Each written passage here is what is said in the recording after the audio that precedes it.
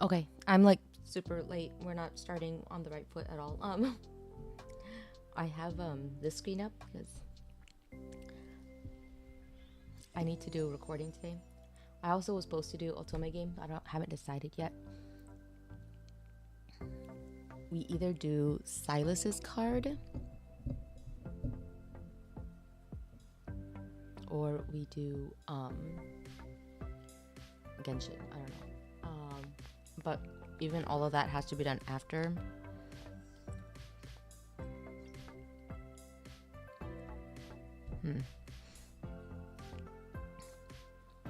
After my my video essay. So, but yeah, I didn't record that yet. I woke up very late.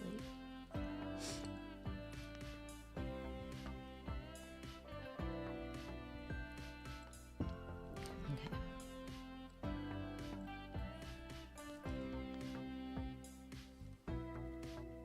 Let's see.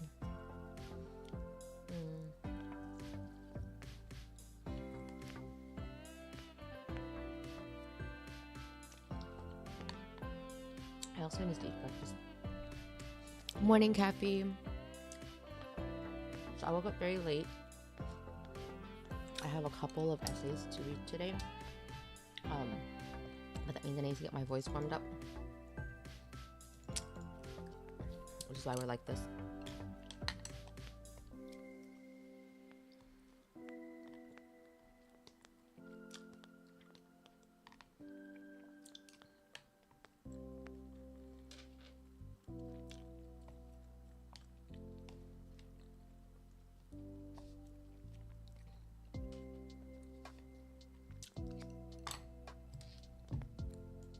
Move this one here and this one here.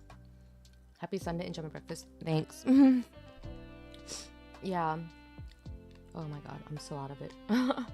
Like I just woke up, so my brain is still kind of booting. And there was a stream scheduled for this morning. I haven't decided if we're gonna do a Sylus card. I don't think we should do an Artem card. I think that will take too long. And then, or we can do Genshin. But a character story quest might also take too long. I don't know. One thing that is nice about Love in Deep Space is it doesn't take very long.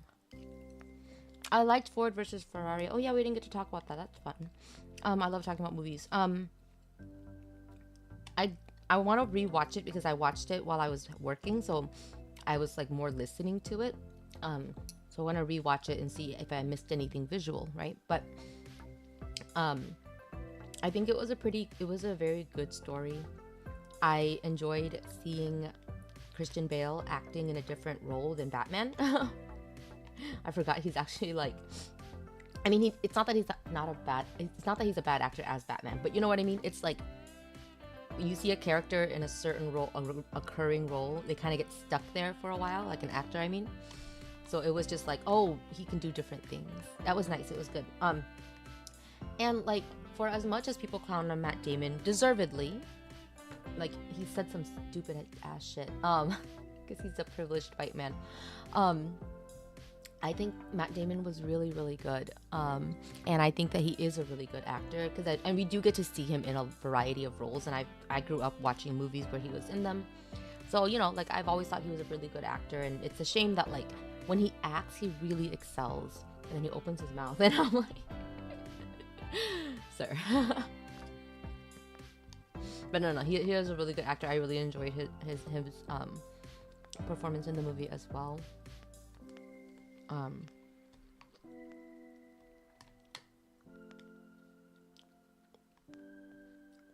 The woman who played Molly also like spectacular.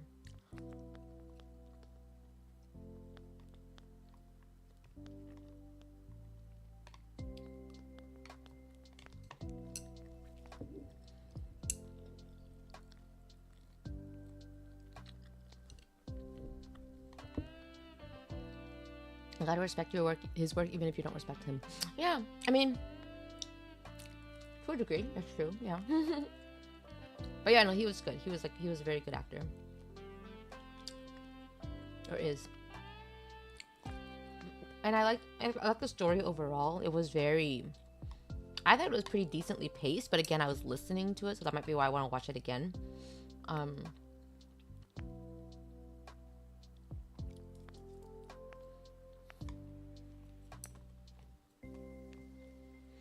The real life like element of the story was also really nice. Also, going in, I had no idea that's what that movie was gonna be about or how it was gonna go, because I only vaguely remember hearing about the movie, and with a title like Ford and Ferrari and me not really knowing shit about cars, I thought that they were Ford and Ferrari, not gonna lie. I thought it was gonna be a rivalry between Christian Bale and Matt Damon. And then I was like, oh. I was very wrong. But yeah, I like the story that we got better than what I thought the movie was gonna be. I like the movie that we actually got a lot better, so. Ending, of course, super tragic.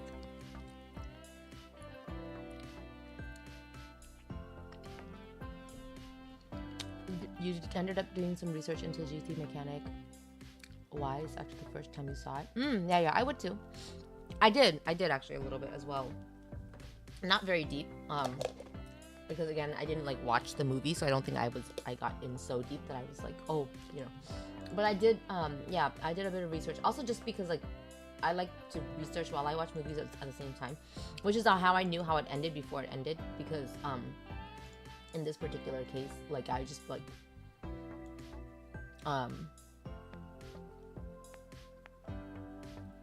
yeah, I wanted to know how things end. So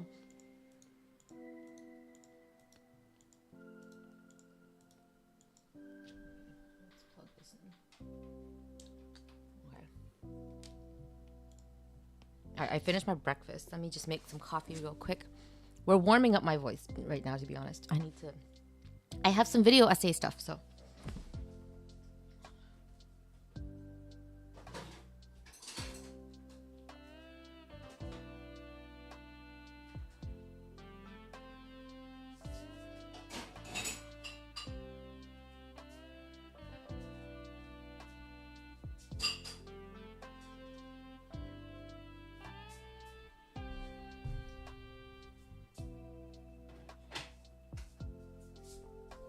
It's Saturday, but oh, I was right. I need to make oh, I'm so tired. I need to make this milk tea or something first.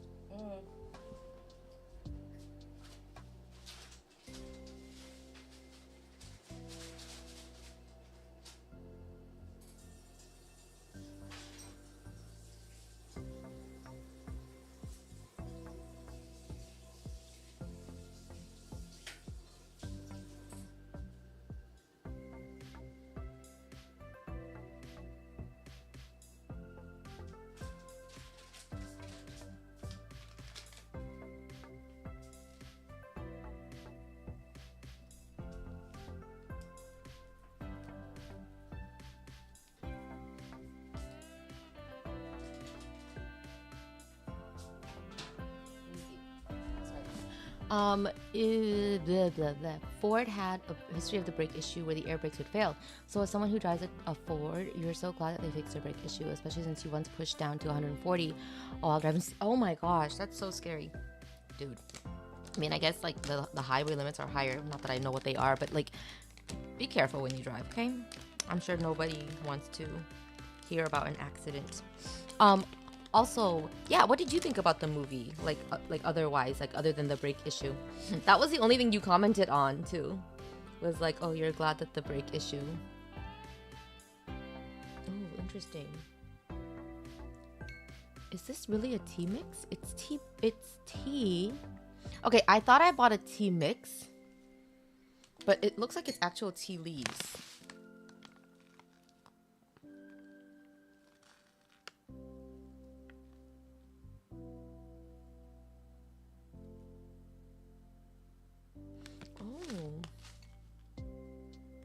Okay.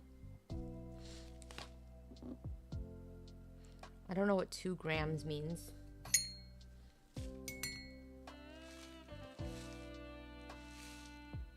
Okay. And I have to drain this? Oh god.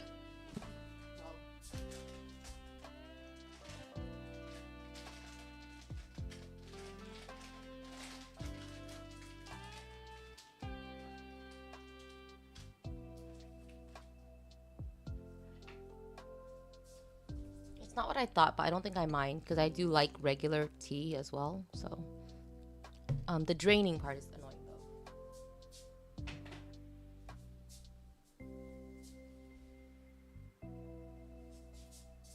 Well, I guess we let this steep for 3 to 5 minutes, and then I have to go strain it.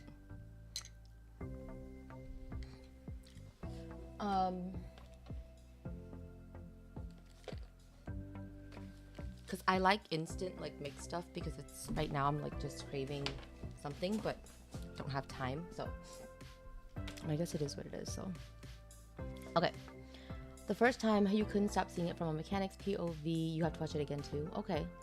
The second time you had to make sure not to watch it from a mechanic's POV. Okay. I mean, I watch most things from a storyteller's POV, I guess. So, not that I like tell stories of my own these days, but you know. All right. So yeah. So actually, speaking of stories, right? Yeah. Let's do this real fast because I do wanna talk about this. We may have to do a couple takes because I need to get also in the mood. Let me read the script again, actually. Let me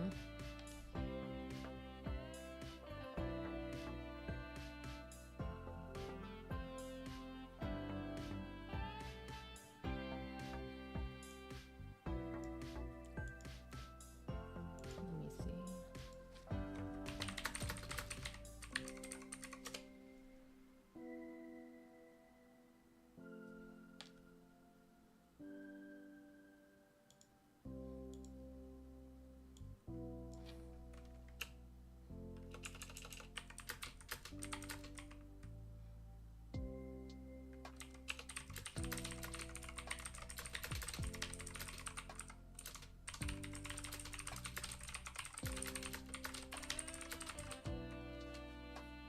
Okay.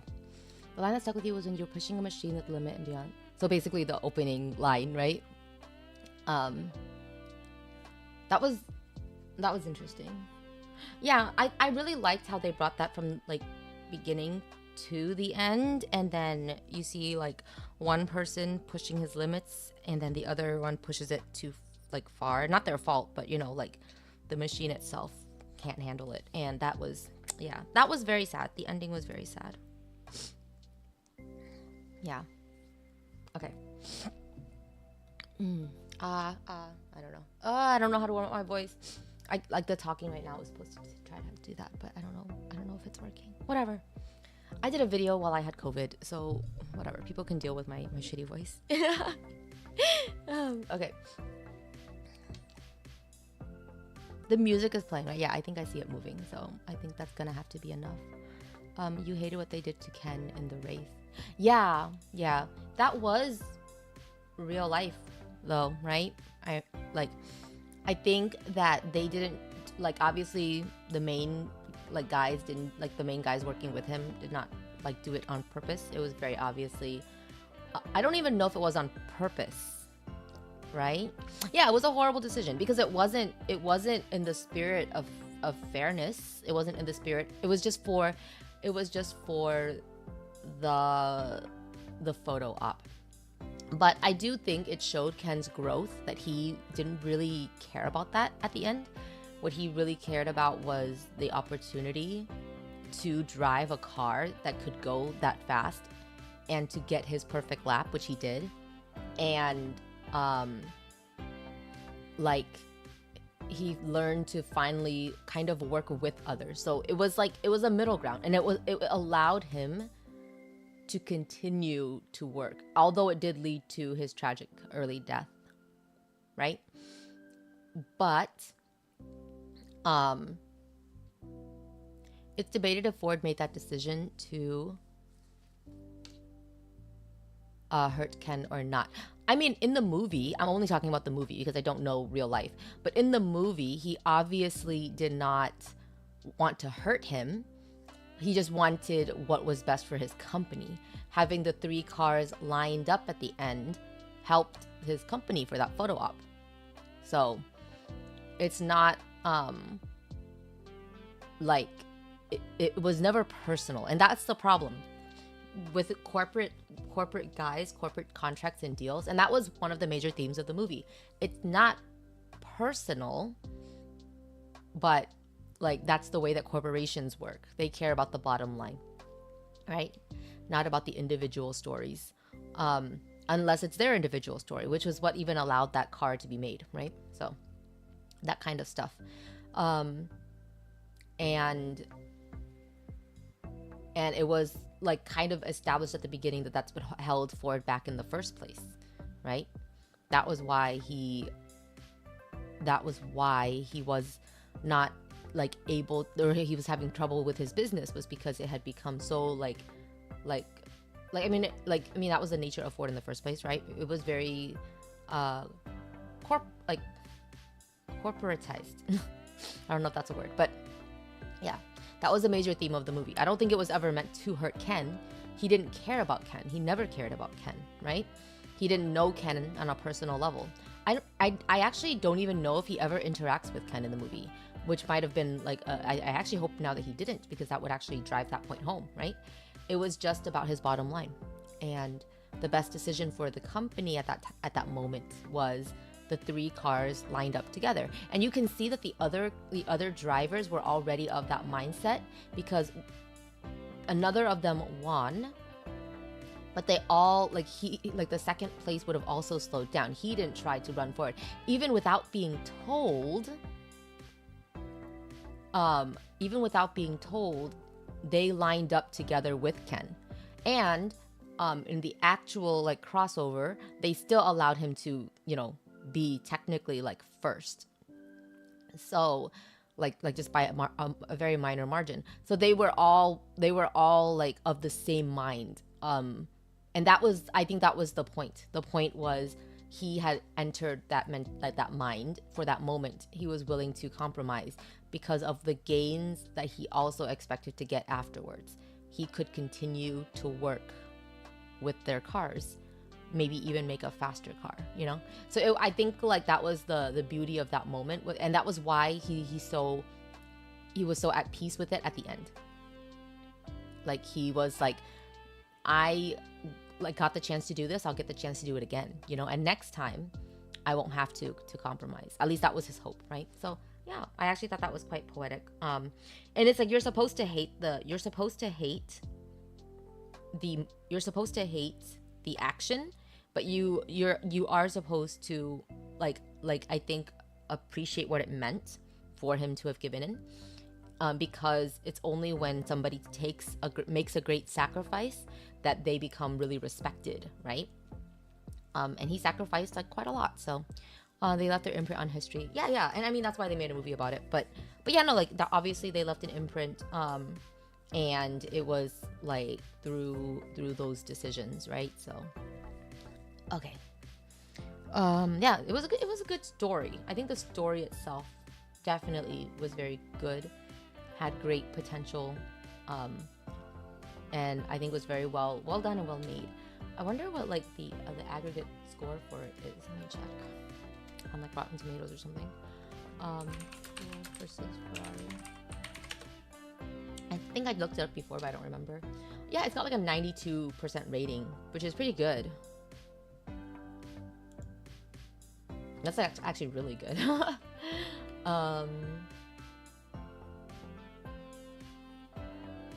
Yeah, polished.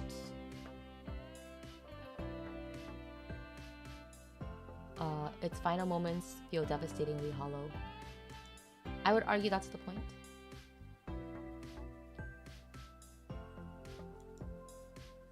But you know what's a great racing movie that I also enjoy?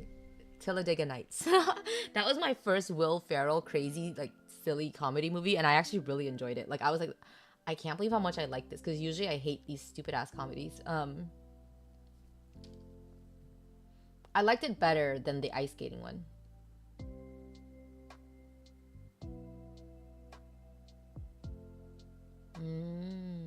A very negative review on it, and to be fair, it's from Mediaversity Reviews, and I do think they probably will make a lot of points that are like, you know, relevant to why like in their particular interest this movie is not like, you know, the best.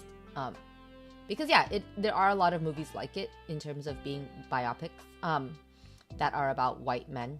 While Ford versus Ferrari finishes first on a technical level, so they do acknowledge that, it serves as a myopic altar to a sport and an era of white male dominance. Yeah, I can see why they had that take away from it.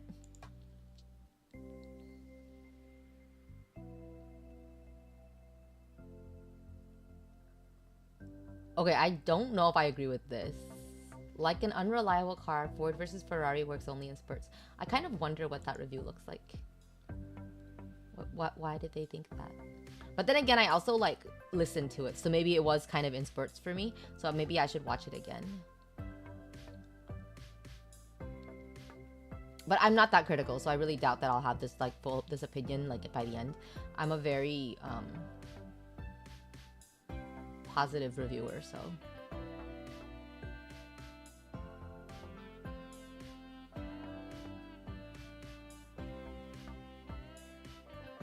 Unremarkable stylistically.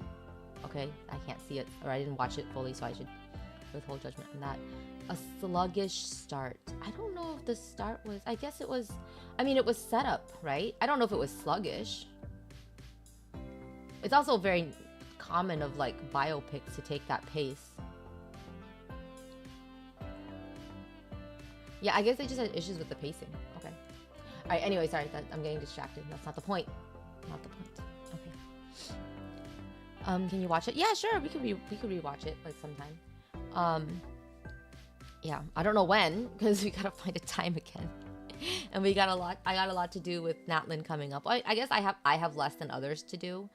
I mean I have a lot to do because of work actually, but like I have slightly less than others with in terms of Natlin because I'm waiting until the 8th to do the Natlin quest so that I give everyone else a chance to do it first. Okay, let me just dump this water.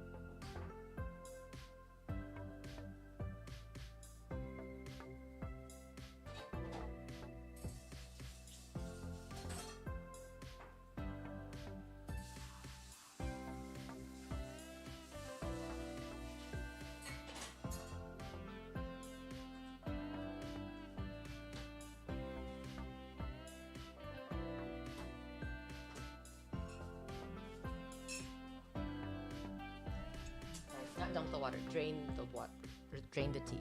So I drained the tea, which means I'm not using my Scaramouche mug because I had to drain from the Scaramouche mug. But oh, I wish I had bought, I wish I had bought that bottle of condensed or jar of condensed milk now because I didn't, and it would be nice to add it to this drink. But whatever. Okay. You won the race 9 rows before that race. Yeah. Yeah, I think they mentioned that in the movie. Like I remember that in the movie. So that was the whole point. Like that was why they went in to the thing for in the first place. Okay. Yeah. Let me just do this real fast and then yeah, I'll jump into a game. Okay. Oh, my head is tired. All right. This is not a Monogatari video. There's another anime this week that I really wanted to talk about, and it's an anime that is probably not getting a lot of discussion. So even if this is just a drop in the water, I want to create more conversation around it. That anime is Senpai is an Otokonoko. And I don't know what oh wait, no, that's not the line. Let me read that too. Oh, I'm so tired. Okay.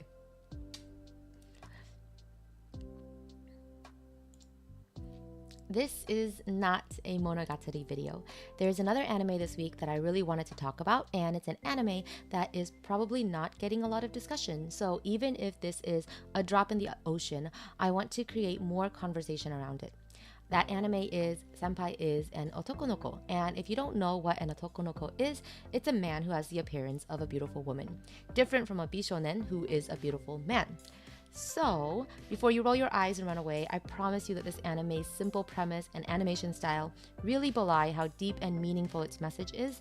But more than that, its actual storytelling is layered and the character writing is complex. It's a great feat in writing.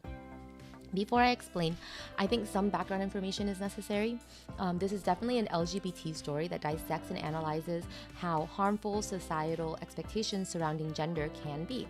In fact, the story's three main characters, Makoto, adorable Kohai Aoi-chan, and childhood best friend Ryuji-kun, are each struggling with something related to that. And it's one of the few but rising number of anime I've been seeing that treats their transcoded characters respectfully and not just as the butt of a joke. I say transcoded because Makoto, our titular senpai, does not identify as trans, but there are many similarities between the experiences depicted in their story and the trans experience. You'll know what I mean once you see the end of the very first episode. That said, it is not a melodrama, even if it has its dramatic elements. A large part of the beginning is dedicated to the comedic shenanigans of the three main characters, who are presented as typical high schoolers, and they act their age and they look their age too. I'm going to take a moment now to say that there will be spoilers going forward, but it's kind of intentional. I'm hoping that this will motivate some people to check out this show. So this is your warning if you absolutely hate spoilers and may hate me for giving you any, but if you weren't going to watch this show anyway, I want to let you know that this week's episode had a scene that really compels me to write this script and post this video. So Makoto is the center of the story, and we see them struggling as a crossdresser with a pretty face who likes cute and pretty things. They are obviously the audience favorite, drawing sympathy when we see how that affects their standing in their personal and public life. Every time they reveal their true interests to their mother, she has a panic attack, and they have to go back into hiding. It's painful every time we see them rejected for being who they are, so they've learned to hide that part of themselves and stick to cross-dressing at school. And the premise seems silly, and any other comedy writer might just gloss over the details, focusing instead on the silly shenanigans that such a scenario could cause. But this writer puts in the work to show how all of this is realistic and possible. The school Makoto attends is far from home. They get in with the support of their father, which shows how significant a family member's support can be for someone going through something similar, and they still struggle even at school. The school children and even teachers are not all generous and accepting. They are actually only recently gaining some acceptance among a few of their peers, partially due to still excelling at certain more masculine-coded interests, like basketball. So Makoto's not a stereotype, but has been developed to be a real person. Despite Makoto's surge of self-confidence and acceptance at school recently, internalized self-loathing has led them to respond by blaming themselves when they realize that their best friend Ryuji might have a crush on them. When Makoto says, "I'm sorry, this must be my fault. Because I'm dressed like this, you've confused me for a girl. I'm sorry, I'm so sorry." The expression on Ryuji's face when he finally answers that he's sorry for not being able to keep it a secret is heartbreaking. And moments like this are where the animation quality suddenly surges, as the animators clearly want to express the characters' complex emotions and relationships. There's even an effort to demonstrate how Ryuji's words affect Makoto in that moment as he realizes what he's just done, through expression alone. This scene really reveals the complexity of the characters' relationships and how society's expectations affect everyone, even those who are trying to live their lives outside of those norms. Makoto already had a hard time believing Aoi liked them as a person, but they think it's impossible for Ryuji to like them because they are a boy. This has led them to unwittingly inflict on Ryuji the same pain they've been suffering throughout their life. See, Ryuji has been interested in Makoto since even before they started presenting in a feminine way. And we're shown very vividly in this episode how he's been struggling with this for a while. We've seen him struggling with it every episode up until now, actually, but this was the first episode to reveal how long it's been going on. Now, he is finally in no way confused about his feelings. Right before Makoto's apology, Ryuji had actually confessed with a smile on his face, and it was the first moment he truly accepted his feelings for Makoto. It was the first time he truly accepted those feelings as a part of himself, rather than just something to run away from. In the moment that Makoto apologizes, he is rejecting Ryuji's identity. And Ryuji's worst fears, which are similar to Makoto's fears of disappointing someone who cares about him just by being himself, are realized. So Ryuji apologizes and figuratively runs away, much like Makoto has been doing all his life. And Makoto realizes that's what he's doing. So much happened in those brief moments, and I thought it was so cleverly written and executed, and that's why I really want more people to watch the show. There are many moments like this where the writing really hits hard, surpassing expectations of a show animated in this particular style. I really just want to recommend this series to everyone, so please check it out. I don't think you'll be disappointed.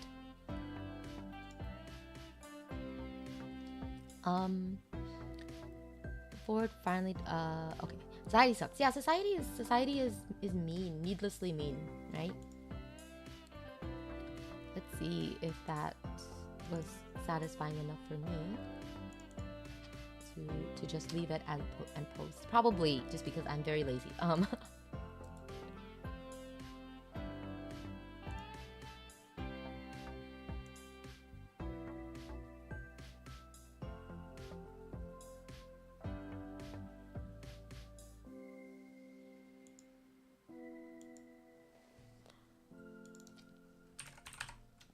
Genshin sent mail. Yeah. They usually do. They usually remind us.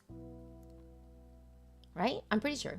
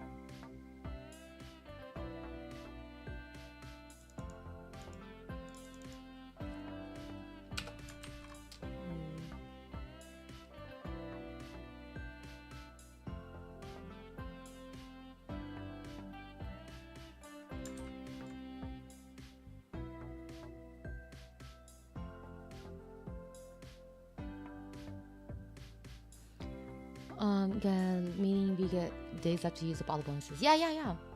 They did tell us though. They already told us that it was before the reset, which is this week.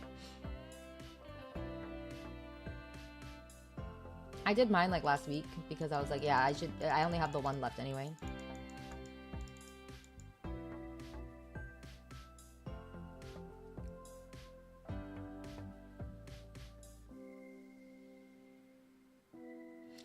Are you gonna skip it this time? It's okay to skip it. Especially if you don't pull as much in the game.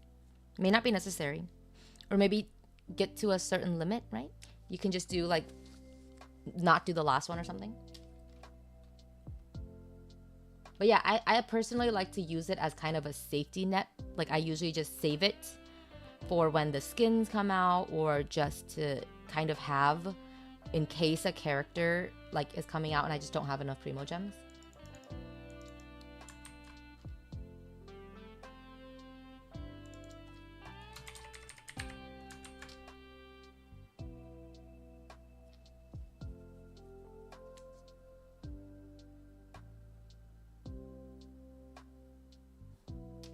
I think I'm gonna redo this just because I'm like mispronouncing his name. Makoto. I think I get really lazy when I speak fast with my vowels. There is a line though that I stumbled on earlier when I was reading it, so I want to fix that line, but I don't know where it is. I also don't remember what it was. So, okay, maybe I'll just have to remember to fix it again. I think it was something that changed a lot. Oh, here it is.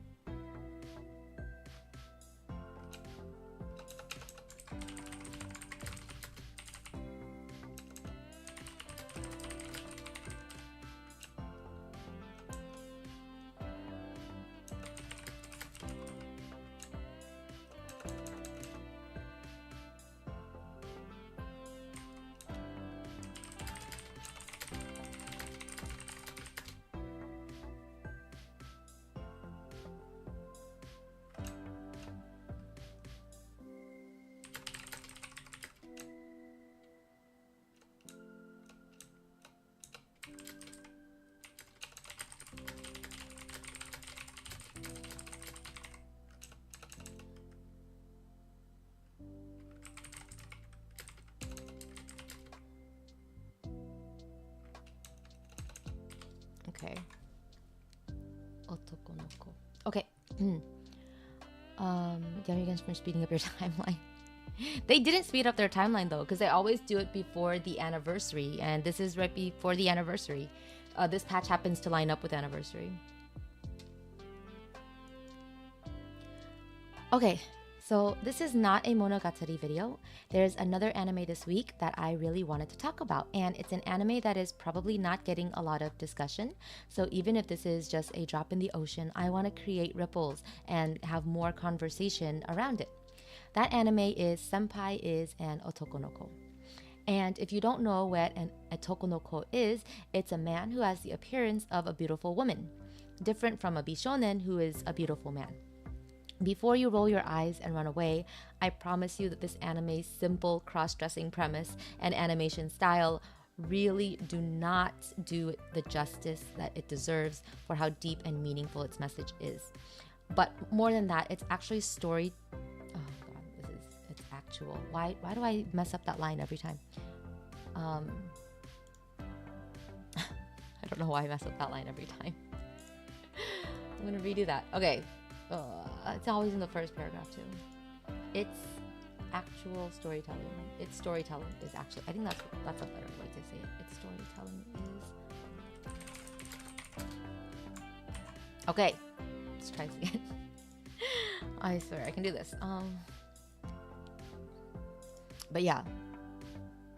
Oh, I was thinking too that I think that's why Japan and China and Korean streams didn't include voice messages for the anniversary. I think it's because they're gonna do it when the actual anniversary comes out. I think they'll release a separate video for that. Yeah, this patch ended up like in a weird place. Okay. This is not a Monogatari video. There's another anime this week that I really wanted to talk about, and it's an anime that is probably not getting a lot of discussion. So even if this is just a drop in the ocean, I want to create more conversation around it. That anime is Senpai is an Otokonoko. And if you don't know what an Otokonoko is, it's a man who has the appearance of a beautiful woman, different from a Bishonen who is a beautiful man. Before you roll your eyes and run away at this cross-dressing premise, I promise you that the animation style really belies how deep and meaningful its message is. But more than that, its storytelling is actually very layered and the character writing is complex. Before I explain, I think some background information is necessary. This is definitely an LGBT story that dissects and analyzes how harmful societal expectations surrounding gender can be.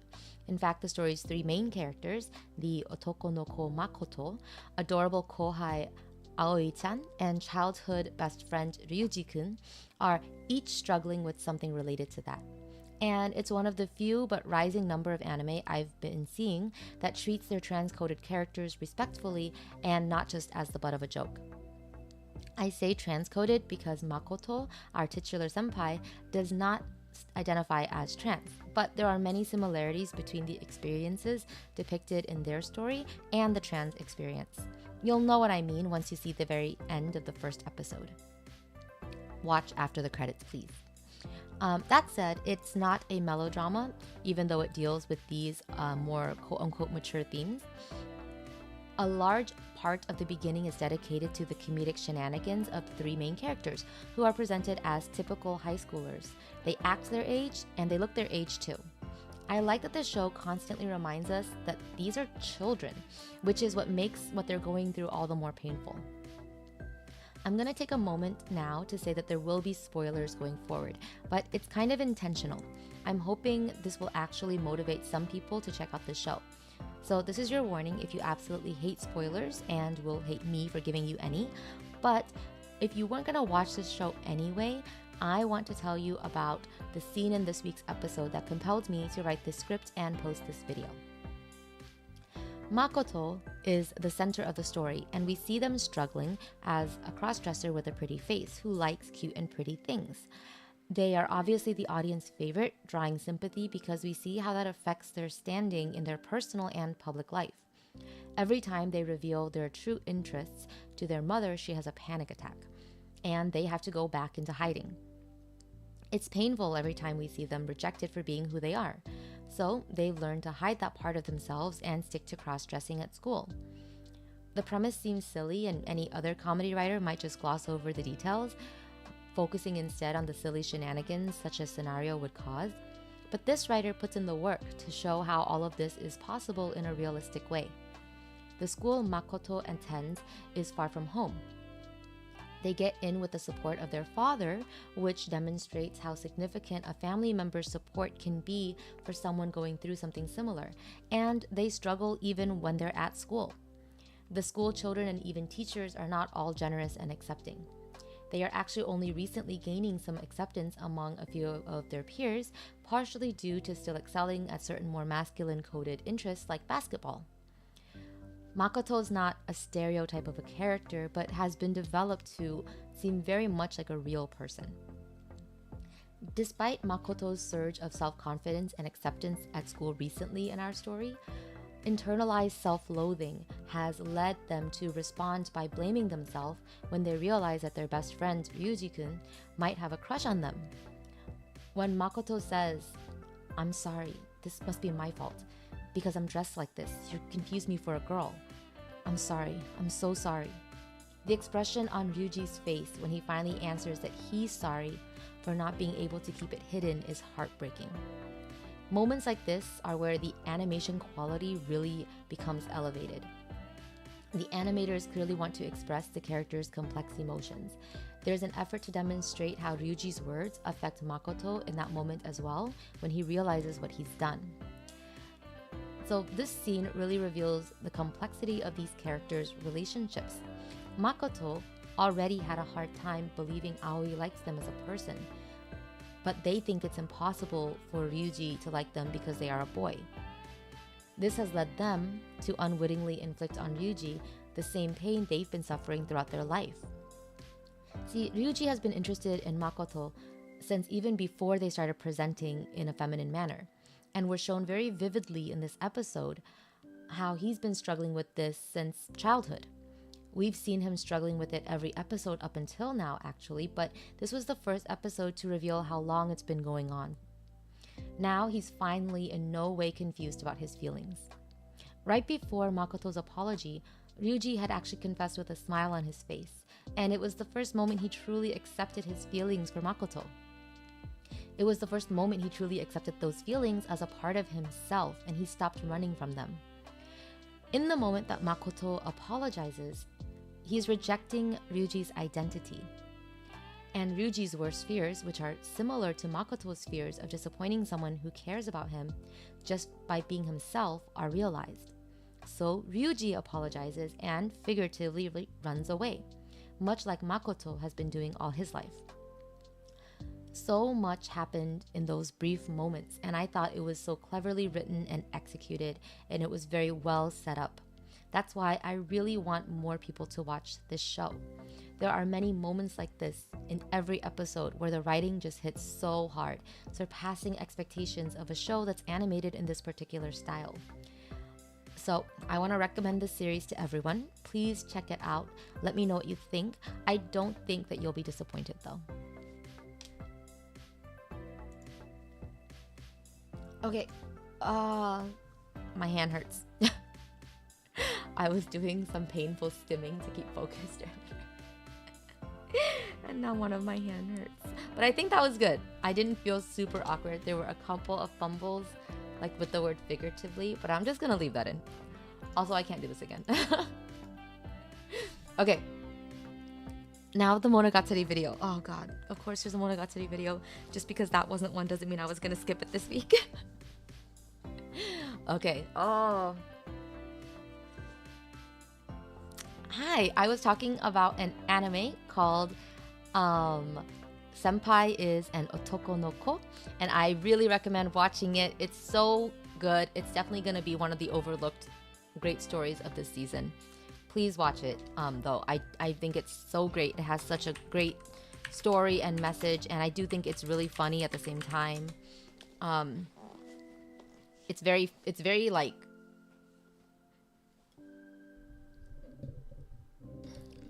it's silly but realistic. It's silly in the way kids are actually silly. So yeah. Aoi-chan is one of the best girls of the season for sure. I talk a lot about Ryuji in the anime chat, but like I really do like Aoi-chan, and I will be happy whenever Makoto and Aoi-chan get together. But honestly, I would love for there to be a polycule. Those three are the best friends. Yeah, no, watch it. Yeah. And now I'm gonna talk about Monogatari, which there will be spoilers if you haven't seen it, but like, why are you not watching Monogatari as soon as it airs? This one, I feel bad about. Like, okay, the only reason I can do this now is because I know that like a lot of people who watch my VODs are not gonna be like Monogatari watchers, because I know my community. And Snow watched it with me yesterday, so he's not gonna be spoiled because he's already seen it. So yeah. That's the only reason we can do this. All right.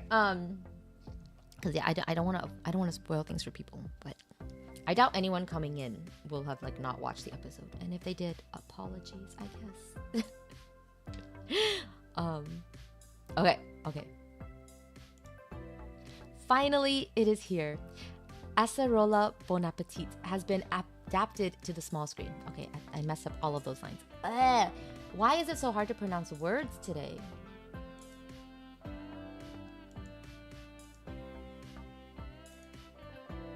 Let me make sure that I'm deleting the right video. Yeah, that was 8 seconds. Okay, good. I don't want to accidentally delete the nice video I just did. Okay. I swear, we'll get to a game soon. I think it's going to be Sylus today. I think we're just going to have to do Sylus' story today. Vin will take too long. As much as it would be fun to do a Vin or an Artem card, they'll take too long. I'm gonna have to save that Walgreens trip, you know? Okay. Actually,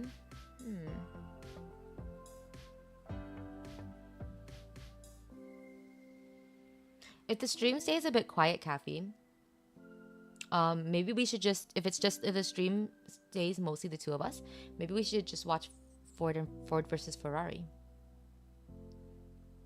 Right? yeah. I'll post that again when you come back if you're not in here. So yeah. Okay, but let's do this one. Finally, it's here. Acerola Bon Appetit has been adapted to the small screen, and the animation quality does not disappoint. This has got to be one of the most aesthetic episodes of the anime to date. I was captivated by every shot of Corpse Castle, every dynamic action moment, every close-up on Acerola's face, every blink of Deathtopia's eyes. There were a lot. Speaking of Deathopia, I was really surprised that the gender ambiguity only appeared to be as such in the teaser. They made it very obvious in the first episode of what Deathtopia's gender is. But that said, I do love the character design, particularly the dagger holding her cape up. Tropicalesque's design was alright, but a tad basic. He made up for it with that voice performance though. And the moment Deathtopia stepped on him, all I can say is, it should have been me.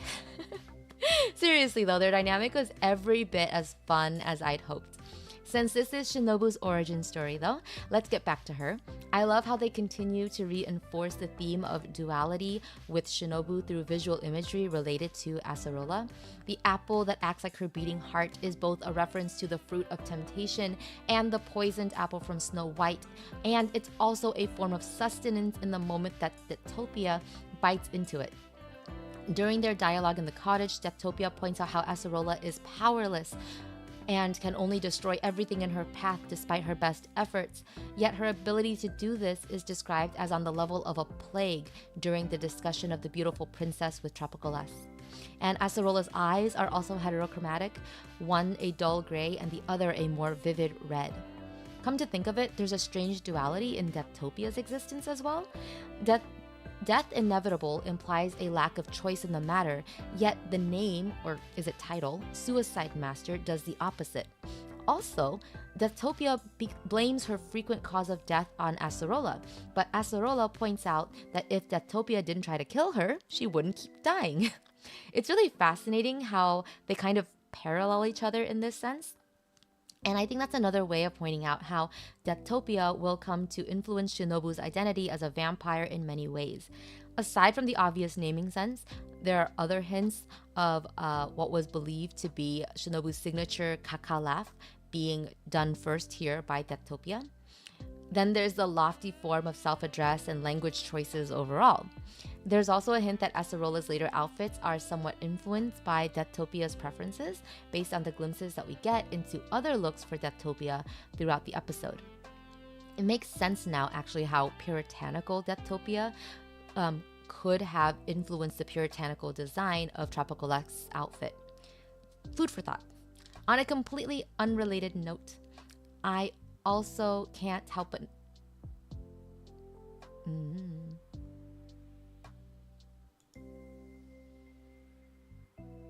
Okay. Yeah, that's weird. I also...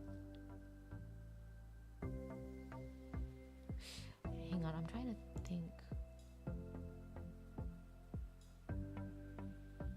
That sounds familiar. Are you making an anime reference? Okay, and I have to redo this video because I just messed it up like by getting distracted. Yeah, we probably shouldn't say stuff like that here, especially if I don't know the context. Because that stuff makes me uncomfortable. But it does sound a little familiar, so I'm wondering if it's a reference to something. If it is, you can point that out. But yeah, I'm not that kind of VTuber. We are not that kind of community. Okay, let me redo. Darn it. Okay, it's fine. I can surely redo that performance. I also didn't like that where my eyes were going at the beginning anyway, so. Finally, it's here. Acerola Bon Appetit has been adapted to the small screen, and the animation quality does not disappoint. This has got to be one of the most aesthetic episodes of the anime to date. I was captivated by every shot of Corpse Castle, every dynamic action sequence, every close-up on Acerola's beautiful face, and every blink of Deathtopia's eyes. There were a lot. Speaking of Deathtopia, I was really surprised that the gender ambiguity only appeared to be as such in the teaser. They made it very obvious in the first episode what her gender is. But that said, I do love the character design, particularly the dagger holding her cape up. Tropicalesque's design was alright, but a tad basic. He made up for it with that voice performance though, and the moment that Topia stepped on him, all I can say is, it should have been me. Seriously though, their dynamic was every bit as fun as I'd hoped. Since this is Shinobu's origin story though, let's get back to her. I love how they continue to reinforce the theme of duality with Shinobu through visual imagery related to Acerola.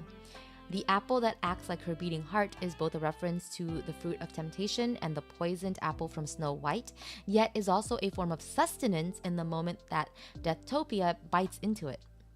During their dialogue in the cottage, Deathtopia points out how Acerola is powerless and can only destroy everything in her path despite her best efforts, yet her ability to do so in the first place is described as on the level of a plague during the discussion of the beautiful princess with Tropicalesque.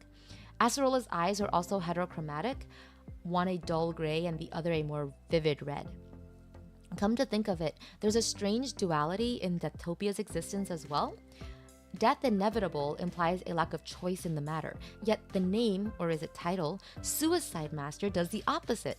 Also, Deathtopia blames her frequent cause of death on Acerola, but Acerola rightfully points out that if Deathtopia didn't try to kill her, she wouldn't keep dying. It's really fascinating how they parallel each other in this sense, and I think that's another way of pointing out how Deathtopia will come to influence Shinobu's identity as a vampire in many ways. We've already seen little bits and pieces of this. There's the obvious naming sense, and there's also what's believed to have once been Shinobu's signature kaka laugh. Now we know where that comes from. Then there's the lofty form of self-address and language choices overall. There's also a hint that Acerola's later outfits are somewhat influenced by Deathtopia's preferences based on the glimpses that we get into the looks for Deathtopia throughout the episode. It makes sense now actually how the puritanical puppet Deathtopia could have influenced the puritanical design of Tropicalesque's outfit. Food for thought. On a completely unrelated note, I also couldn't help but notice how Disney has such a tight grip on the collective cultural understanding of fairy tale princesses. When we first see Acerola, she is sitting by the fire like the most iconic Disney princess, Cinderella. Her outfits look like a mix of Aurora and Belle's dresses, and the background recalls scenes from the early Disney princess movies. I'm not sure if that was intentional, but knowing Shaft, it probably was. Though, knowing Shaft, there are probably other fairy tale references unrelated to Disney that I'm simply lacking the awareness to pick up on. The only other thing that I feel was lost in the adaptation, at least so far, is how much of a loser Deathtopia actually is. While reading Waza Monogatari, she comes off as very immature and stubborn. It's adorable how clumsy and occasionally incompetent she actually is with her emotions and, honestly, her livelihood. She keeps dying. It's expressed in her internal monologue. We do get a hint of this when she's manipulating Acerola into staying, but it was a bit more desperate and clumsier in the book. Perhaps we'll see more of this side of her in the following episodes, though. Anyway, the last thing I want to gush about is how good the music is. The music really elevated every scene. In fact, the overall sound design was just very effective. I couldn't help but notice it. And this season of Monogatari has been surpassing my expectations with every episode, and I'm starting to sound like a broken record, but I hope I was able to say at least a few interesting things about this episode, and that's because I probably won't be shutting up about it for the rest of the season. Yes, I have watched the entirety of the Monogatari series, which is why I'm watching the current season. I'm all caught up. I've also read almost every book. I'm working on every book right now, because I'm doing the off-season books. So I've read, I think, 3 of the off-season books. I just have 1 more to go. I think. These are the ones that are translated anyway. I don't have every one of them. No plans, just chaos. I know. Well, the chaos is my scripts and my performance. Yeah. But yeah. Hi, Iz. How are you? I should have like commands for people. But yeah. Check out Iz. He streams on Twitch. I think is the true definition of chaos, actually. Very entertaining. There we go. But yeah, I have finished Oroka, Waza, and Nade Monogatari. I just need to do Subi Monogatari. I wonder whose stories these are. Oh! Oh, I started this. Wait, no. Hang on.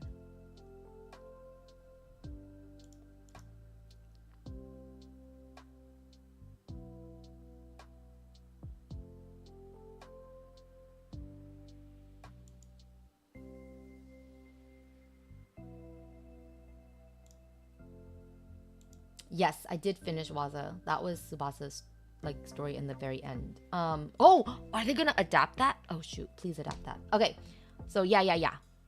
Yeah, I'm on Musubi Monogatari. I do need to start that because finally Araragi is back in the picture. So yeah. Yeah, the chaos is the lack of plans, to be honest. That's most of the chaos.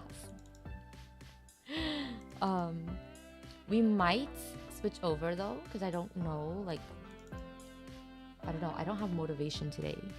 So we might switch over soon so that I can force everyone, and by everyone I mean Cappy, to watch Ford versus Ferrari. For those who don't know, that is a movie. Okay, let me turn that one off. But yeah, I hope you're doing well. What are your plans for this weekend? Let me see. Let me search for... Okay. Google? Okay, and let's see. Acerola Bon Appetit. Okay.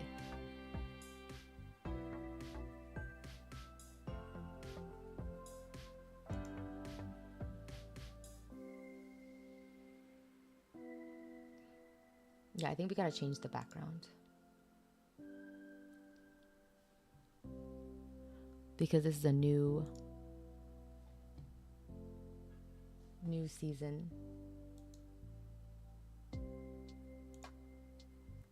I need to know the voice actors. Who the heck is voicing Tropical Les?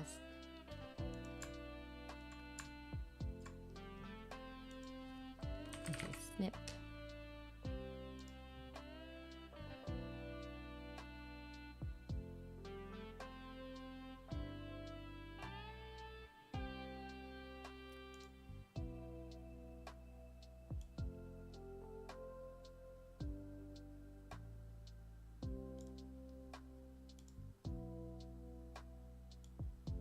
There we go. Okay.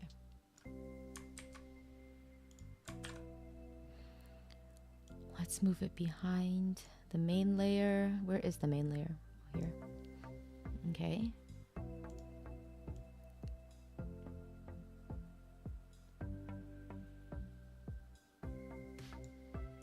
Yeah, every new season deserves new background. Although I really should also fix the I don't think I like this other thingy either. Let's completely change that too. I don't think I like it. I think I had it to like cover something actually. I think that was... I'm such a bad editor. Like...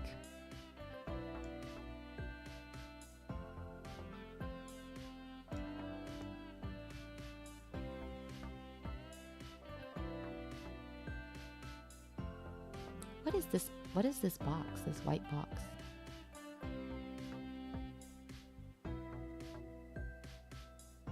Let me just get rid of everything. Maybe if I do that. Oh,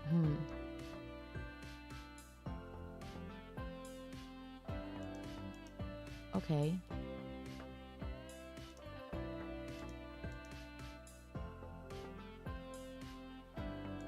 I think I have to erase this then.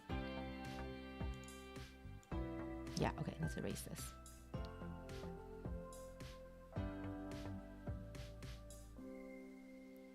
Sorry, I know you guys can't see anything. It's because I don't want you to see how badly I'm doing this and how lazy and clumsy I am. Okay. Okay, we need a picture of... No. Okay, I need a picture of, I think... I think it's funny to use a picture of Tropical Lusk. Just because he's funny. But also I don't want to use a picture of Tropical Lusk.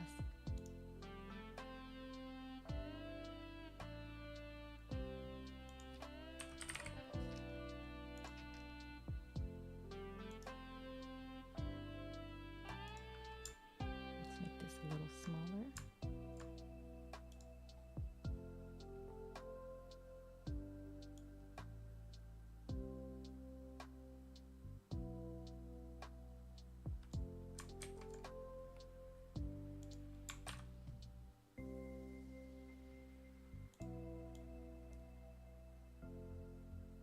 Okay, too small.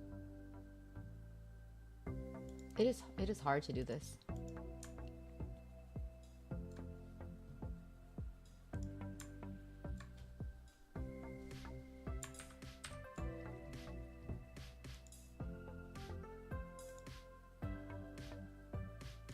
But this is easier than actually doing stuff.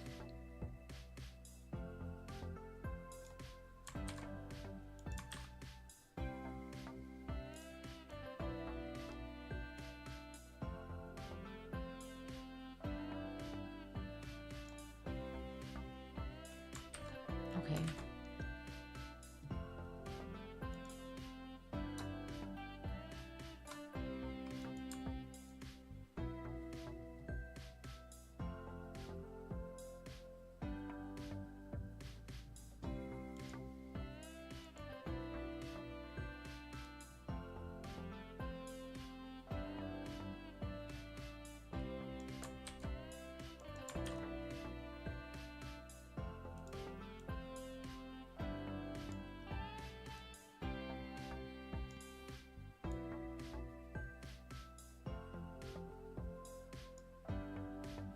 Okay, there we go.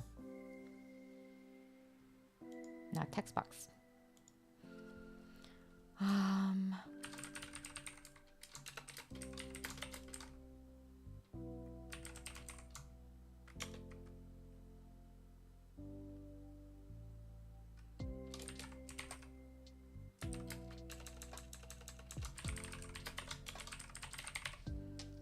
Okay.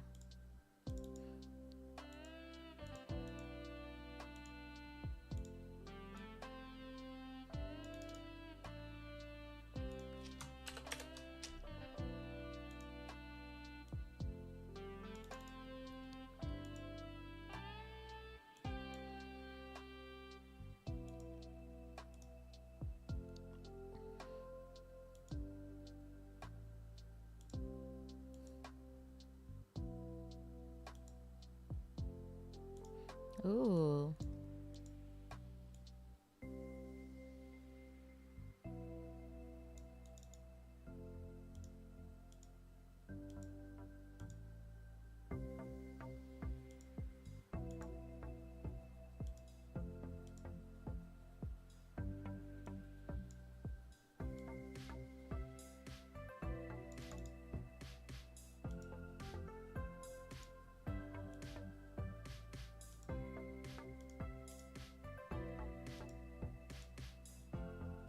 Nope, that's ugly.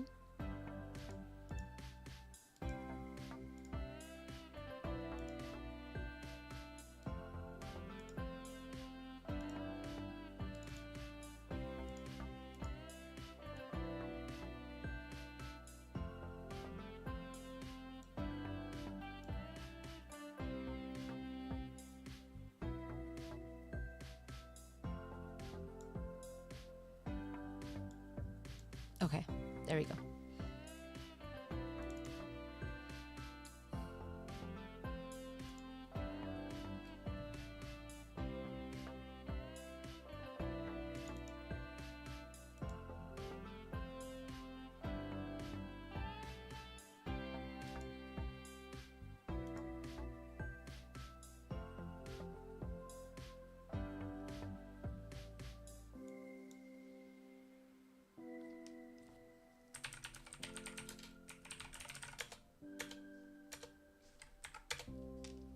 Okay, that one's done. A video essay. Yes, hi, good morning, Mizu. I'm so sorry. I was posting that. And then or making I was editing something. Okay, but let me very quickly. Hi Zach Matthews. Welcome in. Sorry, I was surprised by the name. I feel like I shouldn't read out names out loud because these might be your real names. People, change your names, change your display handles and stuff. Don't out yourselves. Okay, what was I saying? Sorry guys. Yes, it was I did 2 video essays today, so I'm trying to do the thumbnail cuts and stuff for them because I'm gonna post them, and I'm gonna post one right now actually. This will be fun. Can you even post while you're streaming? I don't know. I guess we'll find out.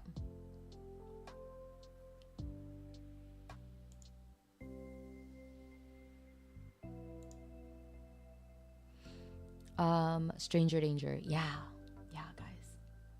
Be careful. Stranger danger. I guess you can. Wow, impressive.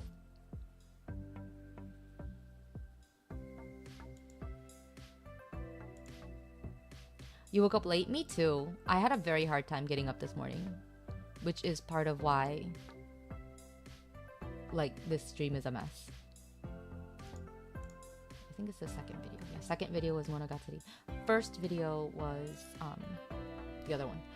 I don't remember how I labeled my Monogatari videos. I should have checked that before I did this. Okay, whatever. Oh shoot, I don't have a title for this video.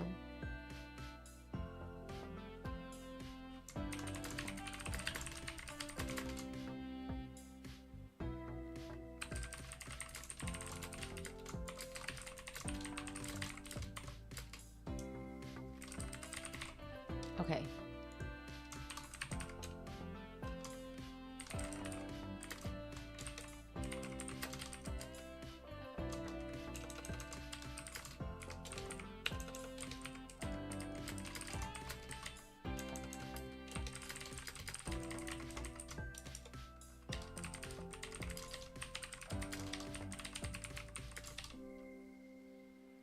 Tropicalesque. I do talk about him quite a bit.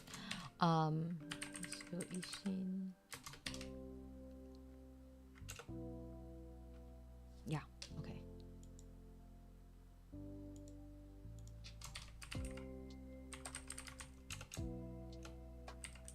Yeah, off season. Okay. So let's see. The video. So I have a schedule. Basically, I'm gonna try and catch up on store requests while I'm waiting to catch up on Natlin, because once it, like, even though it's coming out this week, I'm gonna be behind everybody else, right? Because everybody else will be playing it, and I want to wait so that I can play it with chat, and chat probably wants to not be spoiled.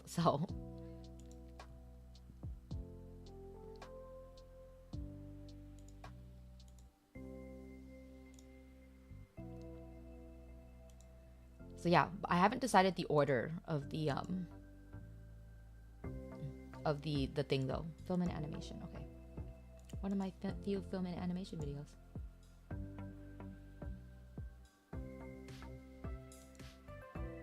You may be a stranger, but what's a stranger other than a friend you haven't met? Oh, that's a very sweet way to think about it, but also be careful. I'm just saying.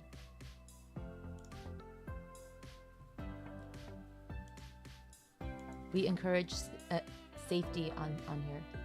Let me see. Okay, so this one for 3019. This one also for 3019. Okay, save. Next. Public. Publish. Okay, that one's up. We need to do the other one now, guys. What was the other one called? Oh, I don't have a title for that either. But I do, like, the other one is about yeah. What's it called? Oh my god, my brain is really not working. Senpai is an otoko no ko. Please watch that anime. It's very good.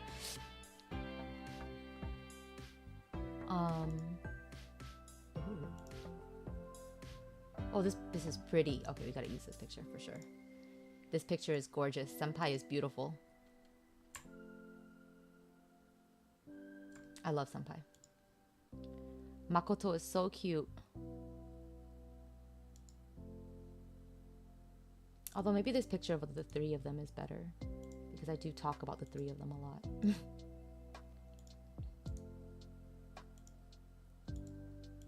Yeah, the picture of the three of them is probably better.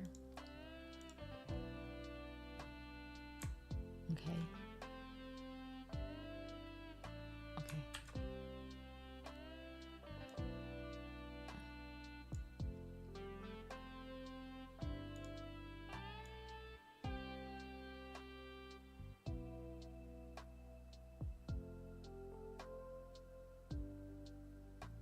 Okay.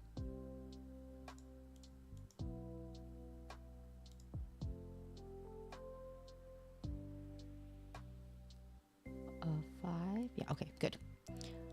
Let's fill the background though, because the background is very...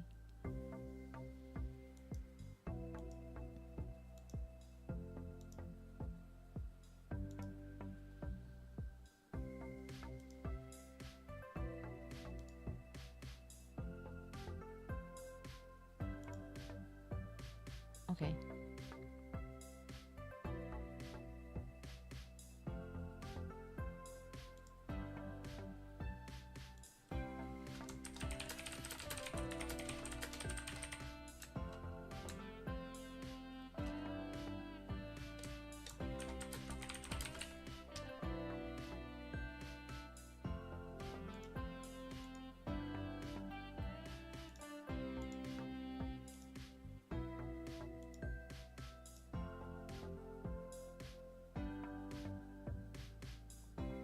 Oh, I don't know what kind of text. Like, do you guys know a font that's a bit like scripty?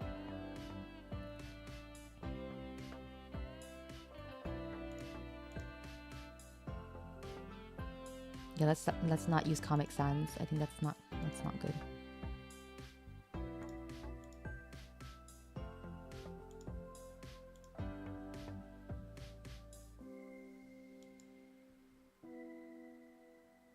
Oh, maybe this one? No, it's kind of ugly. MV Bully is kind of ugly, right? Unless you're me, then you're fine. Be careful out there. People can be weird. People can be weird. Yeah, please be mindful. That's some wisdom. Do you guys know of a font that's like, I don't know, cute and scripty? Here is, let me show. Can I show? No. Wow, my video essay, like cafe screen has like no option for showing the display. I don't want to add it either because I'm lazy. Oh.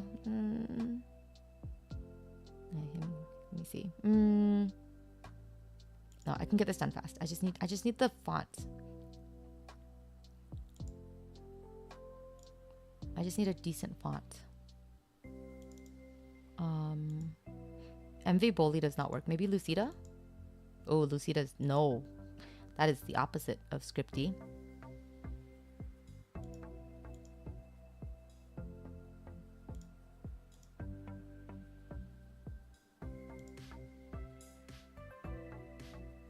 Oh. Brush script is scripty, but a little bit too scripty, maybe.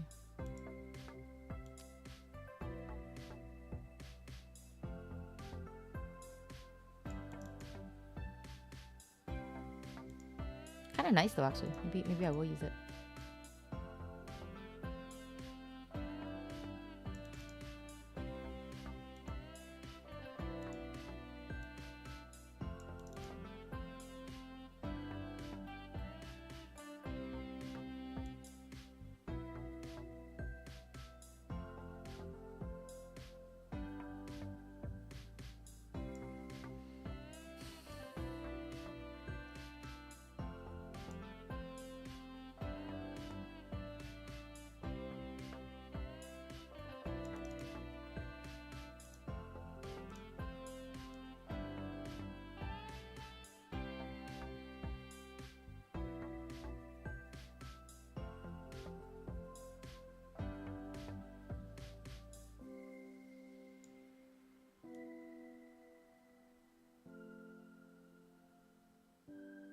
There we go. Okay. There. That's good enough. I don't care. I'm so lazy.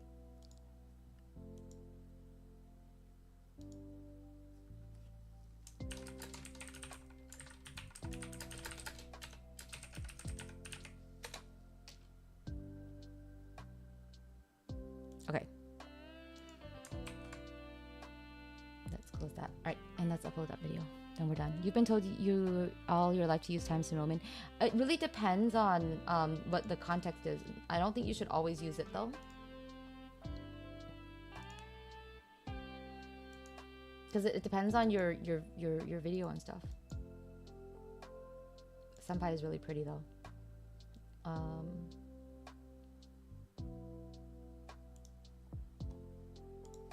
Let me see. Okay.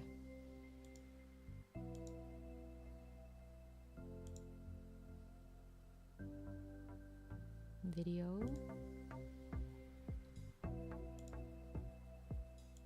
The first one. Yeah, the first one we did was Senpai no Otoko no Ko, right?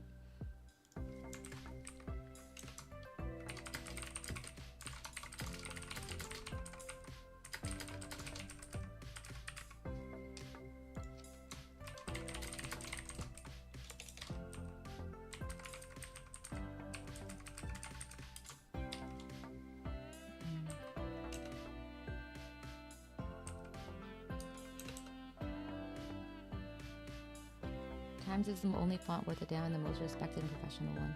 Yeah, that was like years ago. It's not even the standard font anymore, I think.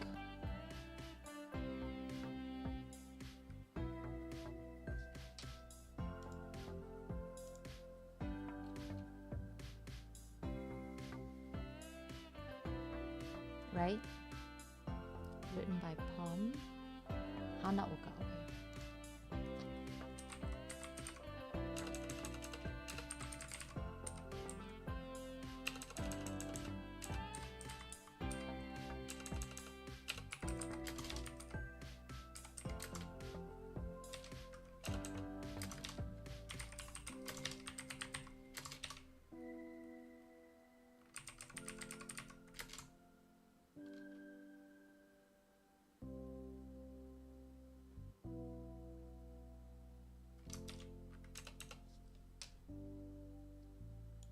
Okay. I have no idea what to like label things, so I just end up picking whatever. I'm so bad at this. I just pick whatever tags seem vaguely appropriate in the moment. I don't plan. It's very clear that I don't plan any of my videos. I wrote this yesterday and I just kind of went with it.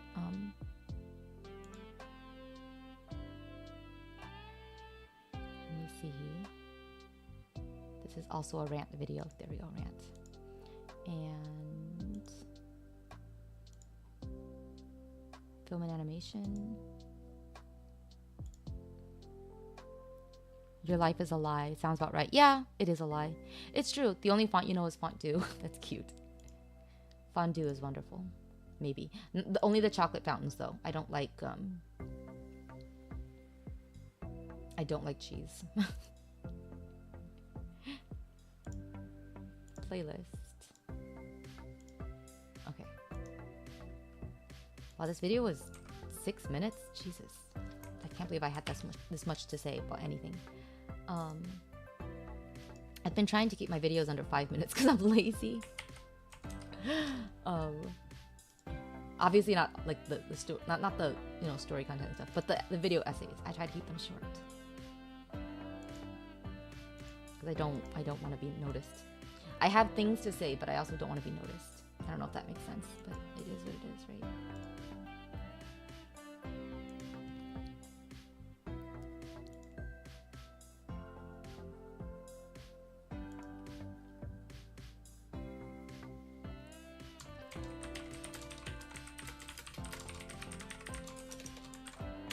There.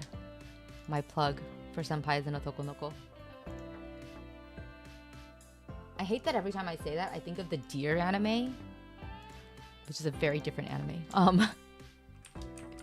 Good night, Jasna. Thank you for coming in. Sorry. Like, I was very distracted today. It's just the way that I am. What was I posting? Oh, yeah.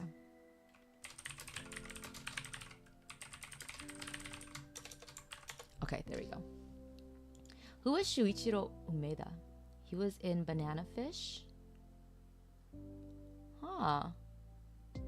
Wow. His debut was in Banana Fish.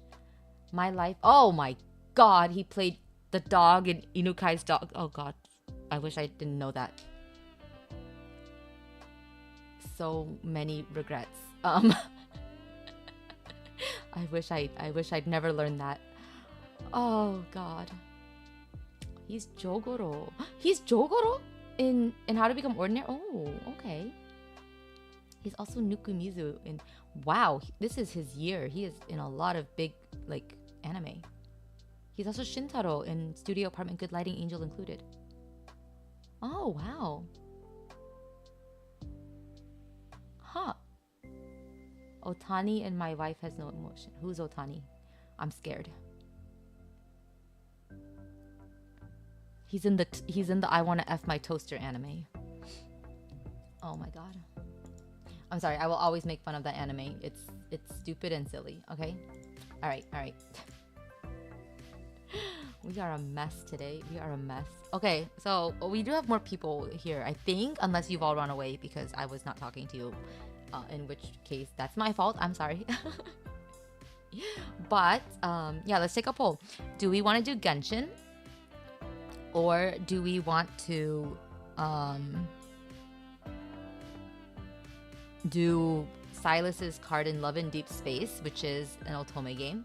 Or do we want to go over to Discord, end the stream, go over to Discord and watch Ford versus Ferrari? We have choices. Those are our choices. So yeah, let me know, because I don't know what to do right now, to be honest. I'm very out of it, so I have no idea what I should do. So you guys get to decide. Yeah. I have not drunk my tea. Sylus. Okay, we have a vote for Sylus. It is gonna be the Misty Invasion card. So it is gonna be... It's not... I don't know if it's the BDSM card. It's the naked card. It's the shower card. It's the one where his clothes come off. And I assume our clothes... I assume our crazy MC's clothes also come off. Yes, a spicy one. It's definitely gonna be the spicy one because those are fun. So let me see.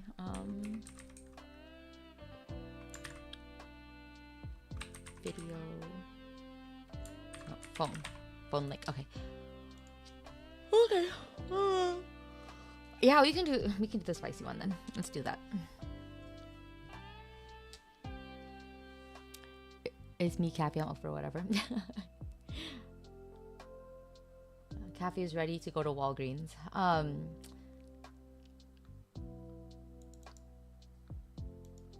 Okay, then I'll switch the scene. We'll do that then. There we go. Oh, that means I should also actually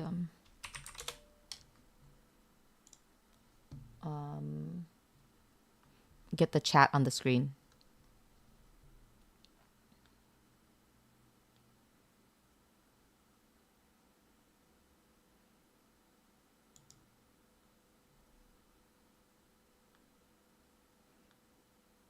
Okay.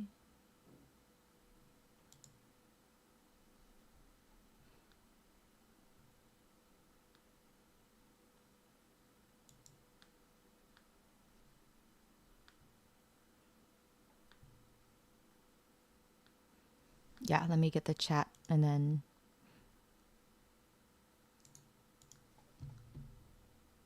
also get the Cafe goes to, well, not Walmart, Walgreens. There is a difference.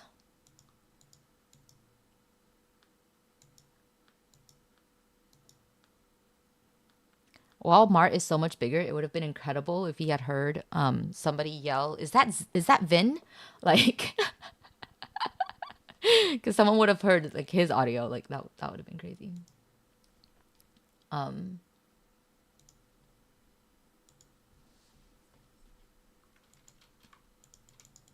Walgreens is a pharmacy in America.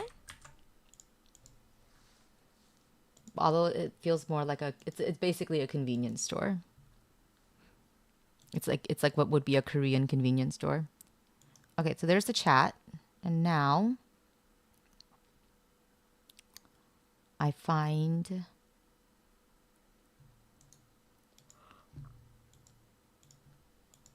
All right.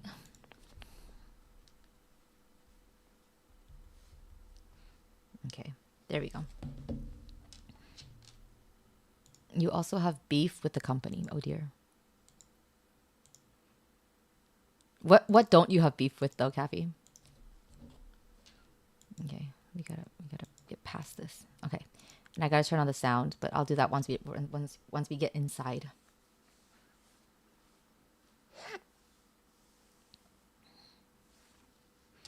You don't have to take part in no more. Take parts? Oh, okay. I don't know whose bathrobe to get. So I can get another character's bathrobe, but I don't know whose. Wait, where's the sound? Here it is. Okay. All right, let's do this. All right, we have audio.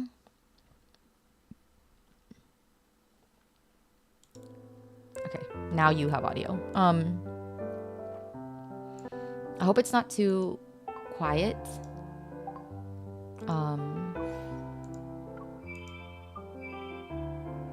We're gonna claim all this stuff, and then we can start.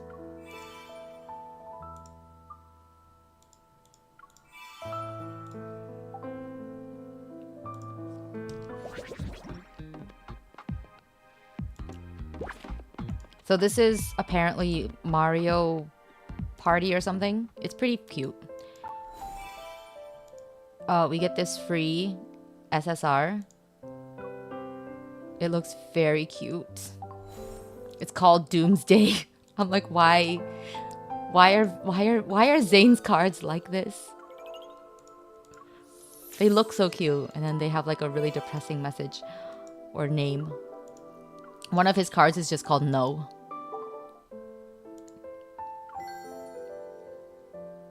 "7 years clean. You wrote a letter. I'm not selling cigarettes. Then why do you have beef with... I don't understand. If anything, they were helping you by not selling cigarettes, right? Right? But yeah, congrats on being off cigarettes. Those are not good for your health.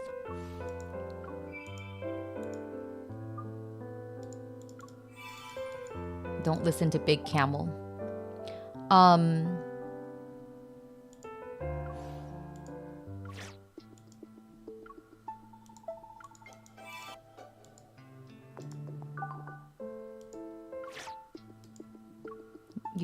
You should make peace with them now, since it was good that they don't sell cigarettes. Or didn't. Yeah. Come on, move. Okay, there we go. So, as with every other game, I save everything gold and I don't pay attention at all to anything else. The fact that the gold still can give you, like, don't give you max, like, substats is bullshit, but...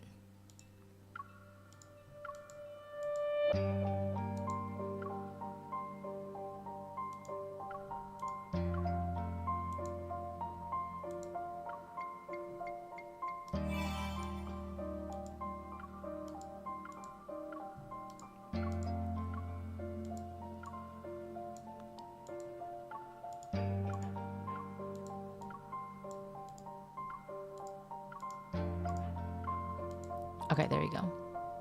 All right.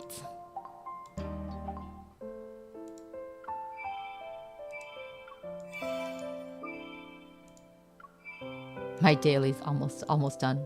Okay. Oh, whoops. No kitty cards. No kitty cards. All right. Okay. We're gonna begin Sylus's spicy misty memory. I think it was this one, Lost Oasis. I haven't even leveled it up. Okay. I don't think we need to do anything to start it, right? So, yeah.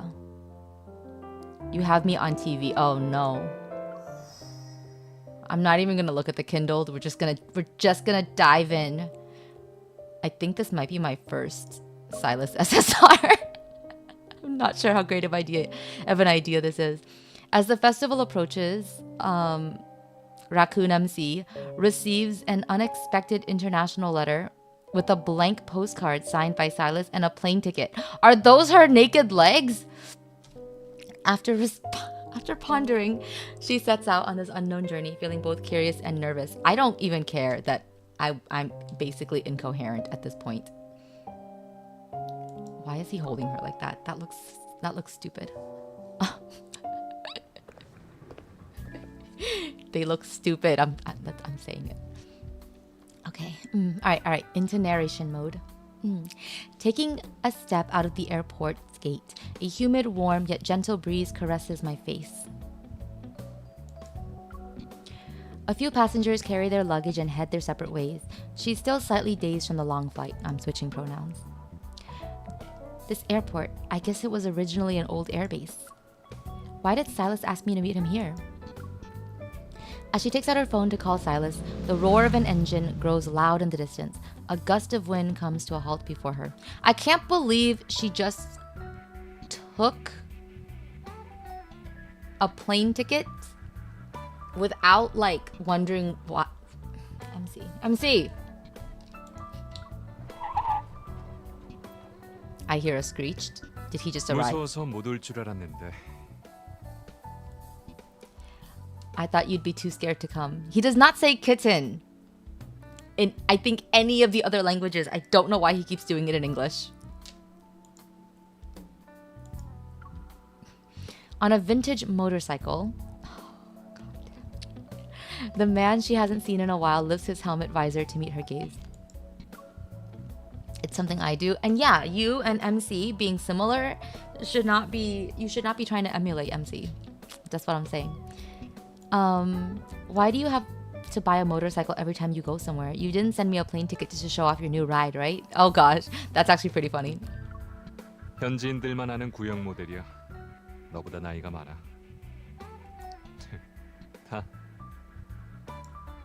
Here we go again. And before you say anything, tell me what we're getting into. You should have asked that before you got here.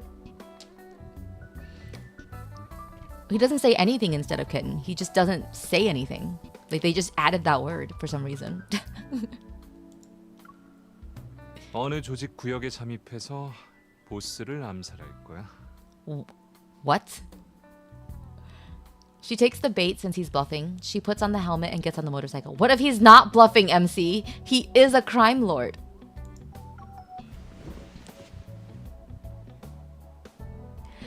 You can't do it alone.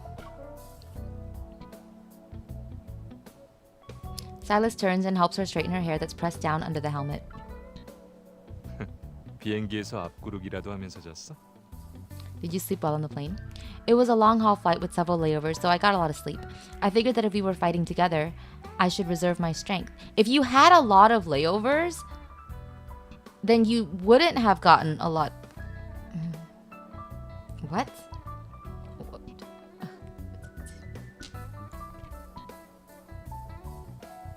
What? Does this person fly? Does the translator fly at all?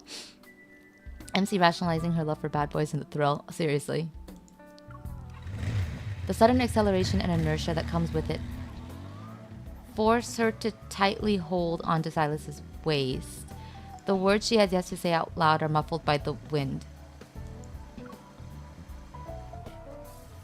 She flew across multiple continents. Yeah, maybe, but she says a long-haul flight. Can't you... Also, I don't know if we can trust you. You don't fly, Kathy. Can't you at least give me a heads up before you step on the gas? The motorcycle races under the palm tree's expansive canopy. It darts through interweaving lights and shadows as if entering the opening scene of a movie. I'm probably nitpicking, but that's what we do here sometimes, okay? Especially when we don't care about the love interest. Under the sun, they make their way through the red desert where wild sea buckthorn and tamarisks replace the remnants of man-made structures. Okay. All right.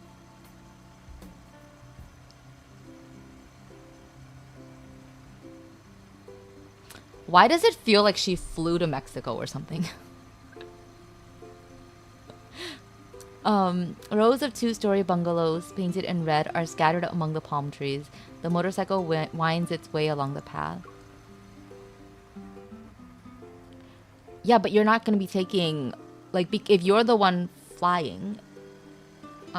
which, again, I still seriously doubt this. I've never heard of you flying before.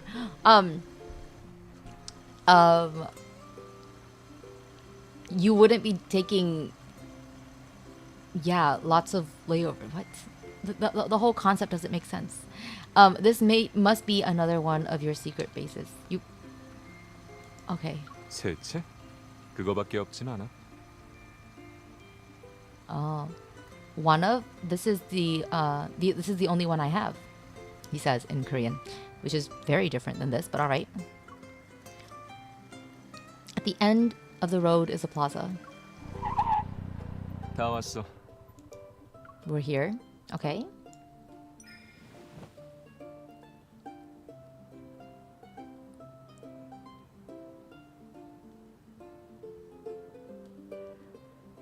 No one's around. Are you actually planning to take down a gang by yourself? 걱정하지 마.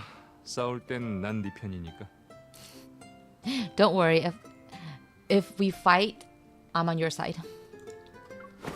As Sylus turns off his motorcycle, a teenager leaps down from a nearby tree and approaches us. What? Approaches them. A scar runs from his forehead across his nose and disappears into his ear. It's shocking. What happened to him? But aside from his intense gaze, what really captures her attention is this faint sensation of pulsating metaflux. Sylus, we got wanderers. 당연하지. 그게 아니면 널 왜 불렀겠어? Of course there are. If there weren't, why would I bring you here? What? Does she even have jurisdiction? I don't know, because they are cops, but they're cops against like alien invaders. So it's not like it's not like the same, you know what I mean? I feel like anyone has the authority to attack the alien invaders. So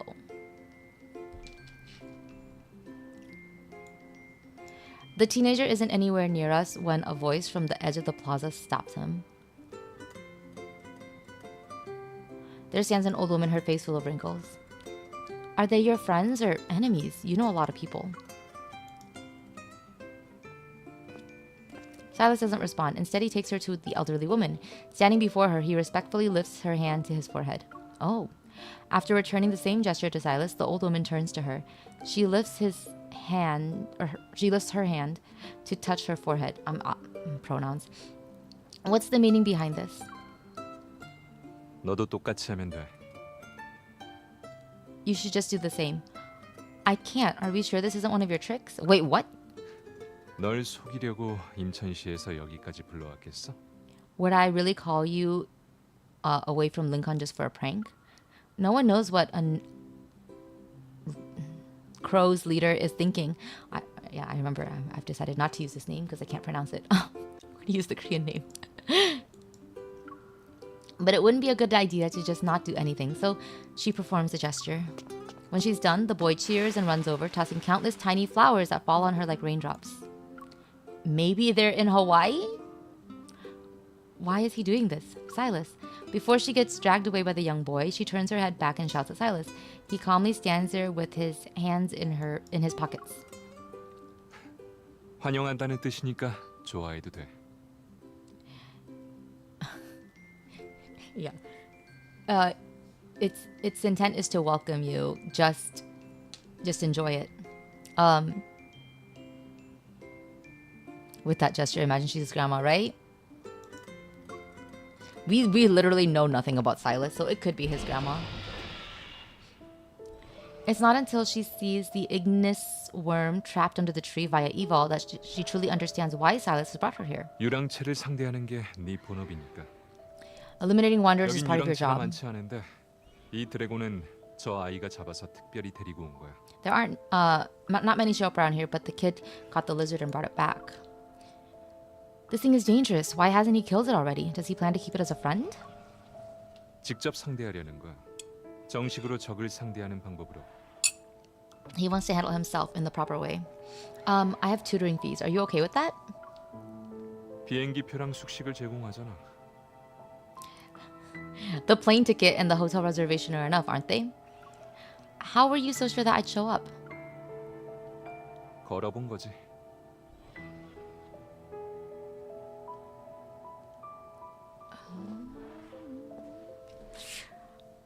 I have experience, something like that. I think that's what he's saying. Not abuela. Do you think Sylus is Mexican, like secretly? Oh my god.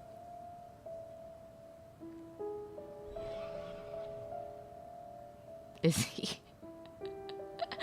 I shouldn't say that. Oh god. Okay. I actually don't know how to say that sentence right now. But they asked for you, didn't they? Did he see you fighting wanderers around here? 난 죽일 줄만 알고 가르치는 건 못해. I only know how to kill. I don't know how to teach. Unfortunately, even if I could teach, I don't speak the local language. It'll make communicating difficult. What is the local language? Can we please? Maybe because it's been bound for too long, the Ignis worm lying on the ground shakes its neck and angrily roars. Be careful, it's about to lash out.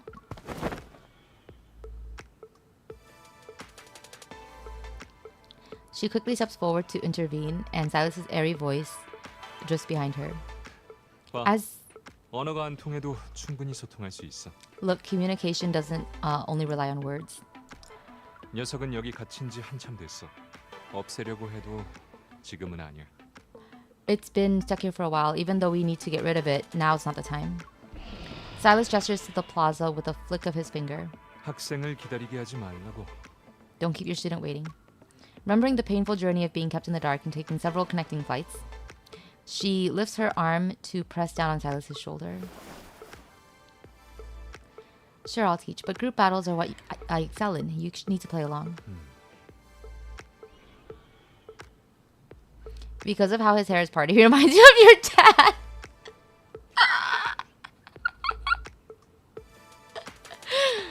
Oh my god, now we have Kathy's dad in the game. Is MC gonna murder grandma? I hope not. Under the shade of palm trees, the teen sits cross-legged with his eager gaze fixed on her. She walks to the center of the plaza. Though we can't completely understand each other, it's fine. Let's pretend we're in a wanderer's protofield. Swirling dark red mist descends and envelops the small plaza. It truly adds a sense of tension, as if they're actually standing in a protofield. She smiles gratefully at the figure standing on the second floor roof terrace. Look, a wanderer will appear at any moment now. As her voice fades, Sylus, who's serving as teaching material, walks forward. With a stern face, he falls from the rooftop, his body enveloped in black mist. Are you serious? He's role-playing. This is kind of cute. If he does something spicy, oh no. He stands with both hands in his pocket, expressionless. She gives him a thumbs up. You were a great actor. The wanderer approaches, bringing his face to be at eye level with her, and speaks. Okay, now it's... Oh, 협조해달라는 게 나더러 괴물 연기를 하라는 거였어? I agreed to play along and you made me the monster? We can't actually go into a protofield. If we did, we wouldn't be able to see how I deal with wanderers. It'd also be too dangerous. I know this isn't for you, but you're around the same height as that Ignis worm. Just be yourself and you'll be fine. 말은 잘하네. You speak well. Oh, hold on. She beckons for Sylus, and as he turns back, she points her gun's muzzle at the left side of his chest. A wanderer's protocore is usually located around here and creates a shield. You need to use your evol to break it. She turns to Sylus and lowers her voice. I hope you don't mind, but can we make this seem real? Learning is all about listening, watching, and feeling. Sylus lets out a laugh and gently turns her face away. Is she gonna actually shoot him? 본데, 나는 죽지 않을 뿐이지 아픔을 못 느끼는 건 아니야. He definitely calls her something here, I think. 뭔가 착각하나 본데 나는 죽지 않을 뿐이지 아픔을 못 느끼는 건 아니야. You seem to be confused about something. It's true that I can't die, but that doesn't mean but I do feel pain. But that doesn't mean that I don't feel pain. Sorry. Hi, Ether. We're doing some sussy stuff right now. We're doing a Sylus card.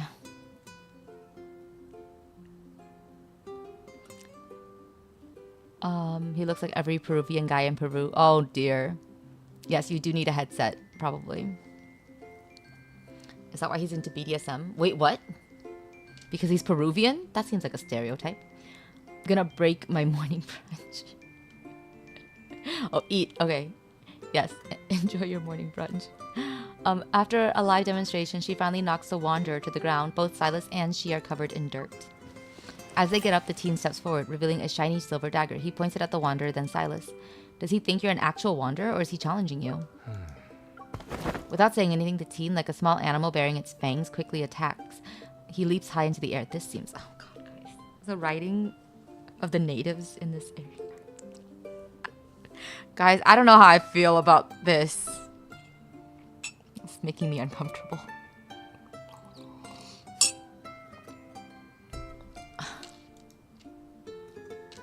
Not even I would have such hot Latin passion. Oh, Kathy, you can't even handle spice. That's the lowest level of passion. I could never. I hope I don't spit out or choke because of deep space. You might. As you can see, we're already being very silly about this. I mean, he's into BDSM because he still feels pain and likes the pain but can't die. I mean, maybe. And in the very next second, he gets hung up on a tree branch by swirling black mist. I don't know what's happening anymore. 발전이 없군. Oh, I don't know what he said. I guess he did something. Must be similar to you still have much to learn, right? Surely. This game doesn't have translation issues. All the languages are exactly the same. Sylus seems reluctant to say more. He casually flicks away the energy particles swirling around his hand. 나 먼저 씻으러 간다. I'm gonna clean up first and stop it here. The old lady grabs the teen by the ear with one hand. With her other hand, she pushes... sorry, I almost said Rosa. Pushes Raccoon MC. I forgot we gave her another name, but I don't remember what it is. And Sylus, who are covered in dirt and grime, into her bathroom. Oh, guys, is it starting? Oh, no. I hear the shower water, guys. I think it's starting. 15 minutes later. Behind the shower curtain, she holds a water container in the air, pretending to be a makeshift shower head for Sylus. You seem to be acquainted with those two. You even bowed to greet that old lady when we got here. Wait, she's acting as the shower head holder now? Where is your shame? Time to lower the volume. No, the teen isn't... No.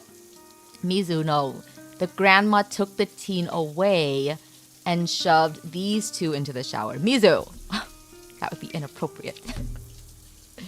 You seem to be acquainted with those two. You even bowed to greet that old lady when we got here. Are you trying to repay her? Was she your tutor before?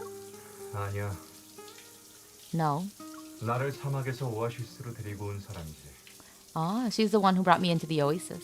할머니가 아니었다면 이미 독수리한테 먹혔을지도 몰라. If it wasn't for her, I might have been eaten by a vulture. Did she save you? 그냥 나랑 마주쳤을 뿐이고 나는 한동안 할머니를 따랐어. She didn't do anything. She just found me. I followed her. Silas's voice flows through the steam, making the story even more mysterious. 더 높이 들어. Hold it higher. Shut up! I hate him. I want to punch him. I don't know how people could have sex in this. Oh god, Kathy, you can't even do... Kathy's the most vanilla person. He can't even understand shower sex.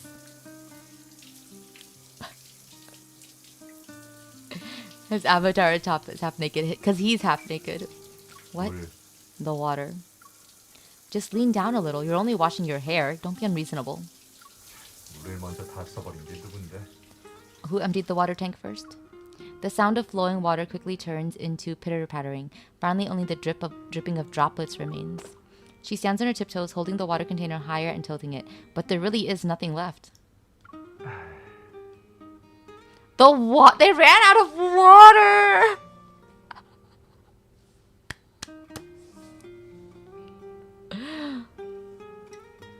The water is just the way, huh?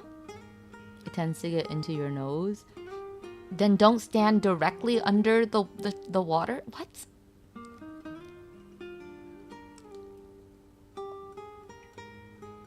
No, what? Mizu, where are you getting these ideas? Grandma is not holding the shower head. MC is holding the shower head. That's why he's telling her what to do. Mizu, how are you understanding this hard? Have you thought Abuela was here the whole time? Abuela has been gone. I think it would kill the mood if Abuela was still there. Mizu!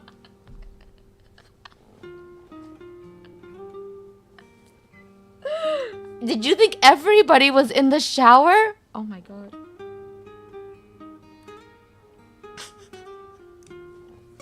You thought 4 people were crammed into the shower. Mizu, please. I don't want to imagine that, but it's too late now. And no, that was not what was going on. Oh my god, Mizu. Oh my god. Don't look me up. Thought it was a family of. Oh god, Mizu. Oh god.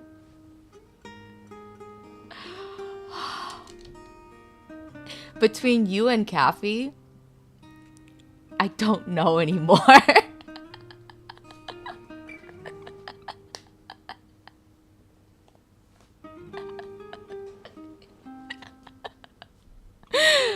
Oh, I mean, this is gonna be a really funny VOD for like Beck to watch later. Sylus swiftly pulls the shower curtain, foam that has yet to be rinsed still clinging to his body. She suddenly feels guilty. His hair is the real problem here. Oh no.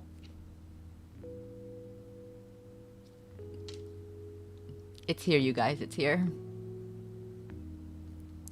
Can't you just wipe it off or bear with it for a bit?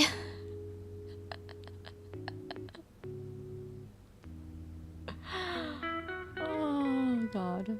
Well, with the steam, the wall is hopefully not cold anymore. 무책임하게 말하기는. That's easy for you to say.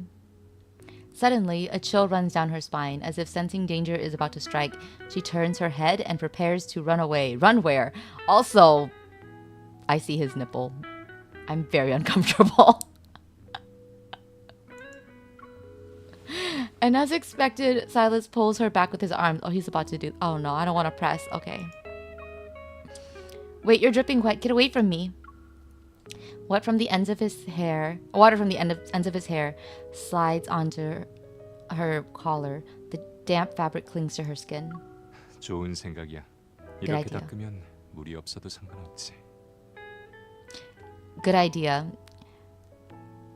Since there's water, a wipe will have to do. Oh god. They are covered, but you can still see. See? It's like right here.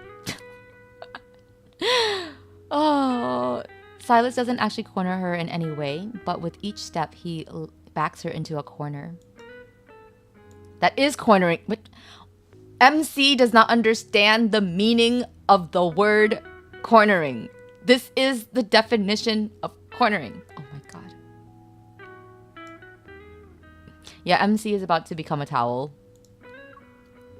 Oh god. I don't want to touch. She quickly raises her hand to maintain some distance between them. Holding a towel, she pushes back against his chest. 왜 그래? 도와주려고? What are you doing? Are you intending to help? Just you wait. I'll give you the intense massage from a deep space hunter. As long as you need it, but I'm worried you won't be able to endure it. Endure it. Oh no. Oh, it's here, guys. It's happening. It's happening.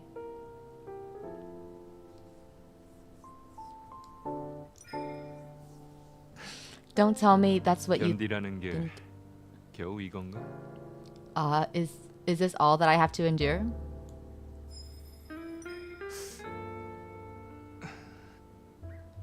손님이 좋네. Oh, he said 네 성의가 느껴져. he liked the strength of that. You're putting in a lot of effort. Oh my god.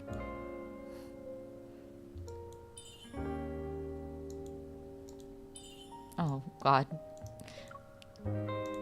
And I guess as we keep doing this, it's all muscle. Don't tell me they're real. 그래. 움직이는 가짜 근육이야. Oh, God.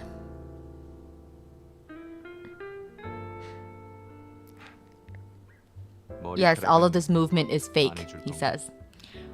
He's obviously being sarcastic. Aren't you gonna do something about my hair, did he say? Kabila, oh my God. Your innocent eyes, missionary.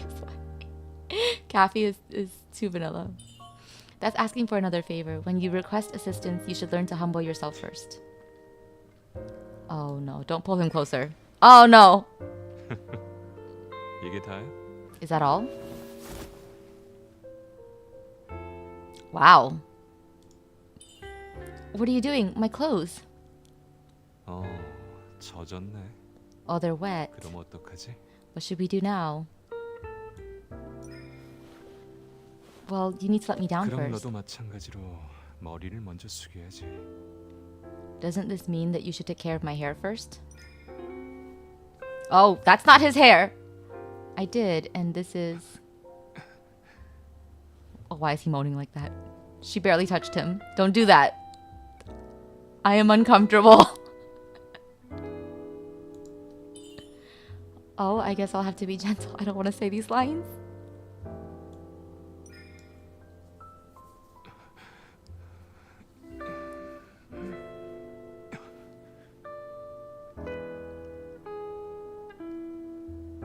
That reaction seems a bit strong. What happened to all of his suaveness from earlier? How cute. 여긴 방음이 안 돼서 다른 사람이 들으면 오해할 거야.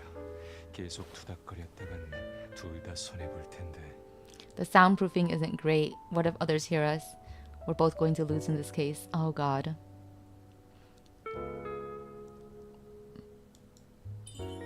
Tell me, who pinned you down and hit you?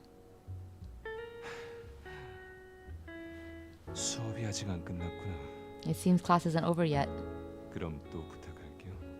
Then I'll ask you another favor. 선생님. Miss. Oh dear. Oh God. Oh God, they did it. Oh no, they did it.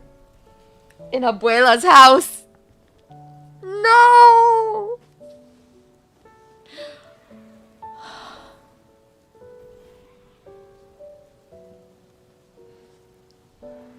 I mean, yes, there was a hand job in the shower, obviously, and now they're gonna finish the rest of it in the bedroom, or they did. Poor abuela. They did the do indeed. On the rooftop terrace at dusk. Why is the bed outside? Guys, the bed is outside. Did they do it outside? That's a bed, right? That's not... Is it a bed or is it just a couch? It might just be a couch. Okay, calm down. It might just be a couch. Okay, not a bed, not a bed. Okay. I hope that's not a bed outside. Oh God. Oh please. That's a bed. No, because look, it's too short. It's too short. Because I think this is the end. This is the other end because I can see the thingy here, right? So I think it's too short. I don't think this is a bed. But it does look like a bed, yeah. At first glance, anyway. I don't think it's the bed, though. Maybe. Oh, God, we'll find out. On the rooftop terrace at dusk, she sits cross-legged on the hammock set up between the palm trees and doodles away. 뭐해? What are you doing? Are they, like, exhibitionists? I mean, at this point. What are they not? What is Sylus not? He's too many things. Hanging on a long line, carpets intricately woven with golden and crimson thread sway. The distinct aroma of local spices permeates the air. Spices! After changing, Sylus from the shadow cast by the setting sun lifts a corner of a carpet and approaches her. I think this is a very romantic, like, descriptively. The setting is very romantic. She's making a... I'm making a picture book about martial arts and secret techniques. Okay. He pulls over a shabby armchair, sits down, and pinches a corner of the yellow paper in her hand. These are the techniques we showed today. The boy gave me a paper and pen. On the paper, simple strokes depict a little person that's in a battle against a ferocious wanderer. 안 닮았어. Doesn't look like me. How? That's totally a resemblance. It's how deep space hunters fight wanderers. Sylus picks up the pen and sketches 2 sharp horns on the little monster's head. Hugging her knees, she leans towards him. As long as the kid keeps the wanderer alive, it'll remain a threat. Isn't that dangerous? He draws a line behind the monster and makes it a long tail. 그건 이곳의 풍습이야. 여기 사람들은 자신의 동료를 죽인 사람이나 괴수를 일부러 남겨두거든. Oh. It's a local custom. They deliberately keep the things that killed their people. It's a reminder not to be killed by the same thing again. I guess, but also like, did it kill someone close to him? 얼마 전에 아이의 아버지가 이 유랑체가 펼친 자기장 안에서 실종됐어. His father vanished into that wanderer's 그 protopfield. 안에 들어가서 아버지를 구하고 싶은 거지. He wants to go in and bring his father back. Oh. In the plaza below, the young man with the scar on his face tightens his grip on the dagger once more. He stands before the wanderer like a tender yet persistent branch. But he's so young. 그건 저 녀석이 선택해야지. It's his choice. 사람들은 저마다 구해야 할 세상이 있어. Everyone has their own life. I'd be so uncomfortable doing it outside. I'm not gonna say anything.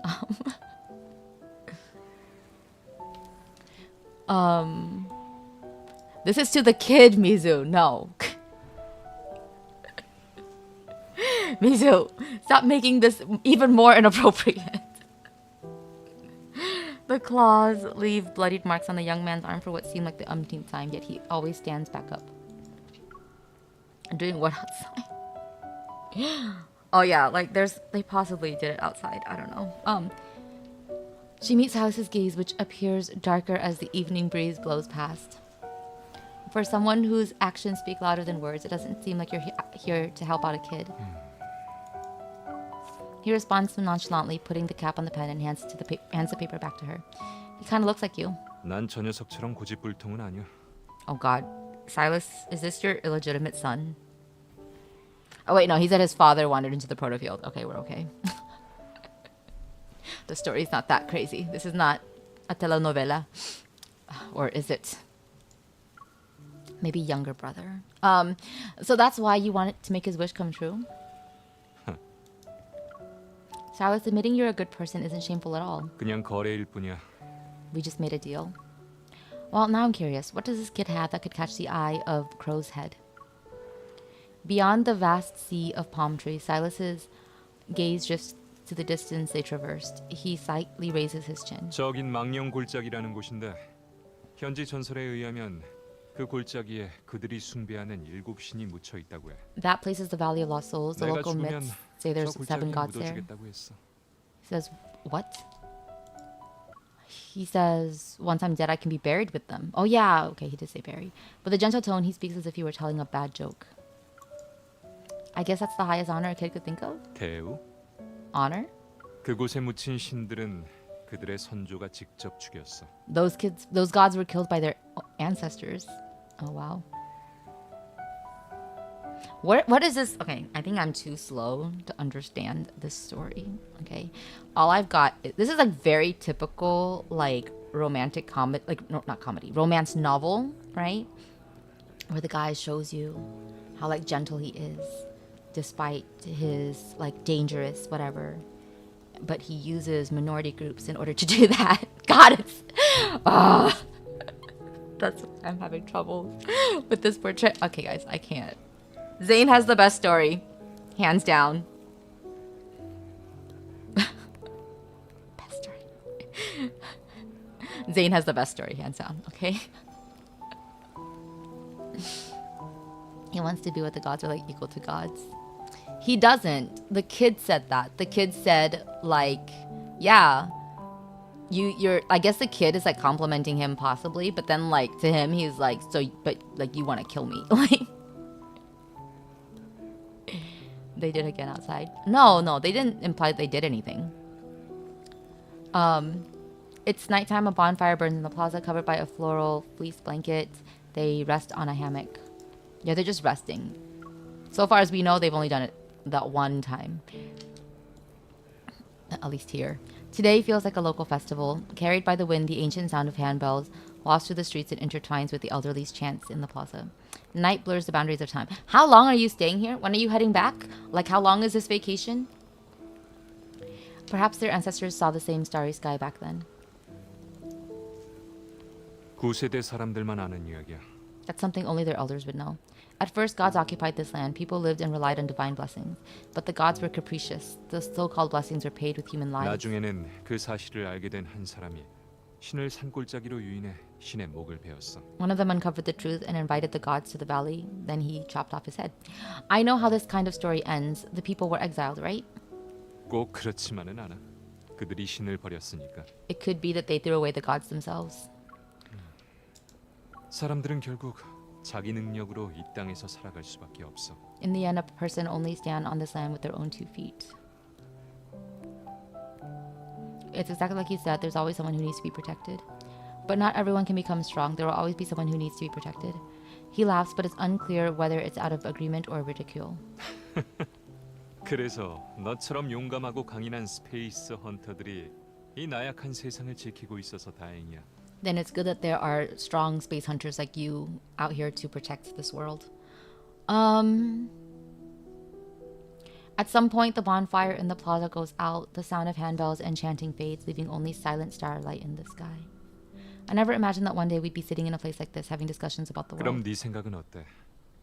우리가 같은 세상에 대해 말한 걸까? So what do you think? Are we talking about the same world? I'm not sure. Today is when people give flowers to each other in LinkedIn, but she brushes off the fragile petals from his shoulders. Her fingers move down and touch his chest where his heart is. Could those flowers bloom in this kind of soil? Oh. The shade of the palm leaves blurs half of Silas's face while moonlight outlines the other half. It's rather strange. You're already cuddling. Oh my god, I don't understand. I don't buy the push and you're already cuddling with him. I mean, let's be real. MC. Honestly, before I met you, I never imagined there were people in this world who couldn't be killed or get hurt. 너를 만나기 전까진 비행기표 한 장 때문에 무조건 직진할 수 있는 사람이 존재한다는 걸 Yeah. 생각해본 적 없어. You totally overestimated her. Before I met you, I never imagined there would be someone who'd do something just because there was a plane ticket. MC, please. She does like touching his chest, yes. He gonna do it again outside, maybe. 왜 말이 없어? 화났어? Why aren't you saying anything? Are you angry? I'm thinking about what you were like before you became the N109 zone Sylus. 네가 오늘 나한테 시킨 캐릭터랑 같아. 포악하고 유랑체보다 더 무서운 괴물이었지. I was just like the character that you made me play today. A monster who's more terrifying than a wanderer. He turns to her, his brow and cheekbones appearing too high, his eyes too deep. He's naturally intimidating. She remembers the scars on the boy's face. If you were just a normal person, how many scars do you think you'd have by now? With her finger, she traces a line that goes between his eyebrows and down his nose. Here. Then to the elbow and palm. And here? 남에게 상처를 보여주는 취미 같은 건 없어. I don't care about revealing my scars. While he says this, he doesn't pull his hand away. By knowing someone's past, you can understand their present. Always hiding your wounds isn't necessarily a good thing, is it? A sliver of... I mean, he wasn't hiding anything earlier. You were... Okay. I guess maybe she means emotionally. Maybe. Is that what we're trying to do? Get him to open up emotionally? Okay, sure. He's already taken you to meet his abuela. I mean, okay. Okay, it's fine. A sliver of moonlight floats down and lands precisely on his right eye where deeper secrets are hidden. 모든 사람이 꼭 이해받아야 하는 건 아닐 텐데. Because not everyone would understand. He stops speaking as if she's picked up a fragment that reflects a piece of his past. MC giving the I can fix him vibes? Seriously, she is. Sylus, I have to head back to LinkedIn tomorrow. Or maybe the day after. 와줘서 고마워. Thank you for coming. What about you? Will you come back with me or stay here? 사막 깊은 곳으로 갈 거야. I'm heading deeper into the desert. I really like his voice. God damn it. I'm so easily won over once they start, like, once he stops sounding like earlier, 와줘서 고마워. but then he starts sounding like this. 사막 깊은 곳으로 갈 거야. Dang. Dang. Okay. The strong smell of spices and the sweet fragrance of palm trees blend. The world falls asleep, marking a rare moment of peace between them. Drop me off at the airport. 그래. All right. Wow. Waves of drowsiness wash over her. She wraps the blanket tighter around her and scooches closer to Sylus, drawn by his warmth. Only lured by the voice, but he's gonna start sounding like a jerk again. Perhaps I'll never be able to see the world through his eyes or touch those wounds unknown to anyone.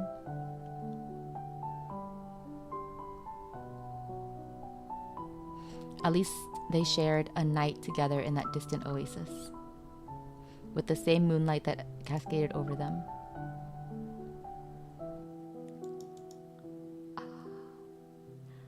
Okay, the vibes I think are good. I think the vibes are good. You just don't want to start thinking too deeply about how he's using this minority culture in order to like boost his self-image, and how contrived their whole attraction push-pull thing is. Just don't think too hard about that, and it's actually like the vibes are good, right? I think the vibes are good. This would be a good like short scene part of a romance movie or something, okay, or book, right? Zayn has the better card though. I'm just saying it right now. Zayn has the better card. I will say the vibes of this one are less crazy than the Xavier one. Xavier is still bottom tier. I don't know what Raphael's is like, but we do have Hime's VOD. So watch Hime's VOD, and I will as well eventually, and then we'll see. But yeah, all right. That was Sylus's card. Okay. We're gonna end the stream now. Thanks for joining. I'm so tired.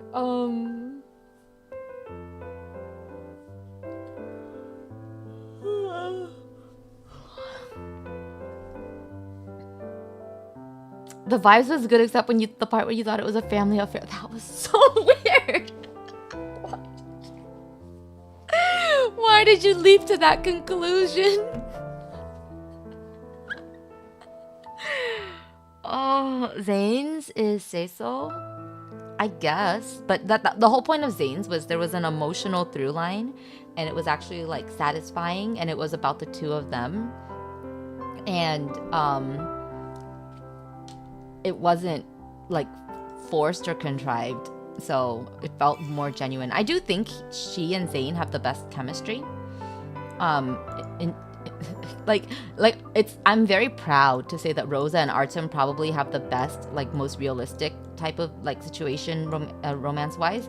But when I say it here, I'm like I do think MC and Zayn have the best chemistry, but I'm also like, oh, but God, MC is crazy. Like.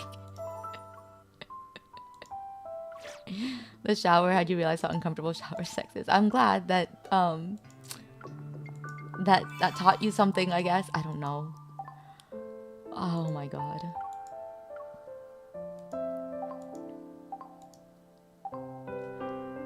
That was such a weird...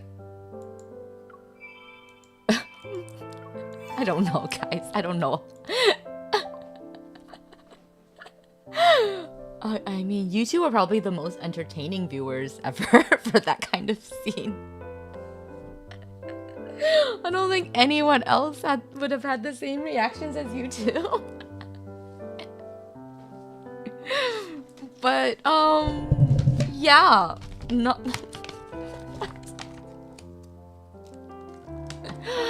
Oh, God. But yeah, I don't know. Did they do it outside? Who knows? Probably, and that makes things so much worse.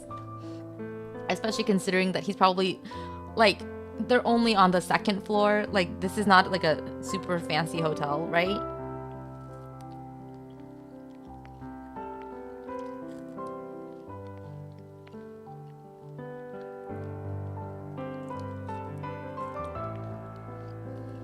I don't think even Beck's jokes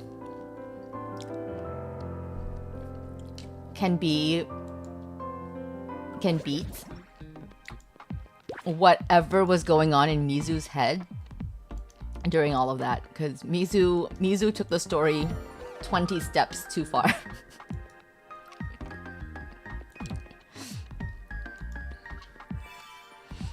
When he watches the VOD, hi future back. Hi future back. Yeah.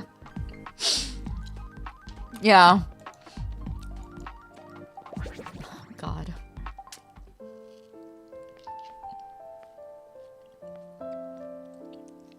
Okay.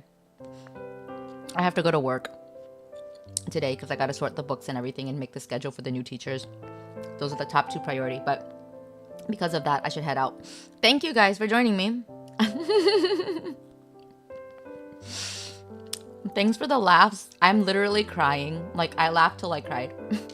I'll see you guys in the Discord channel. All right. Bye-bye.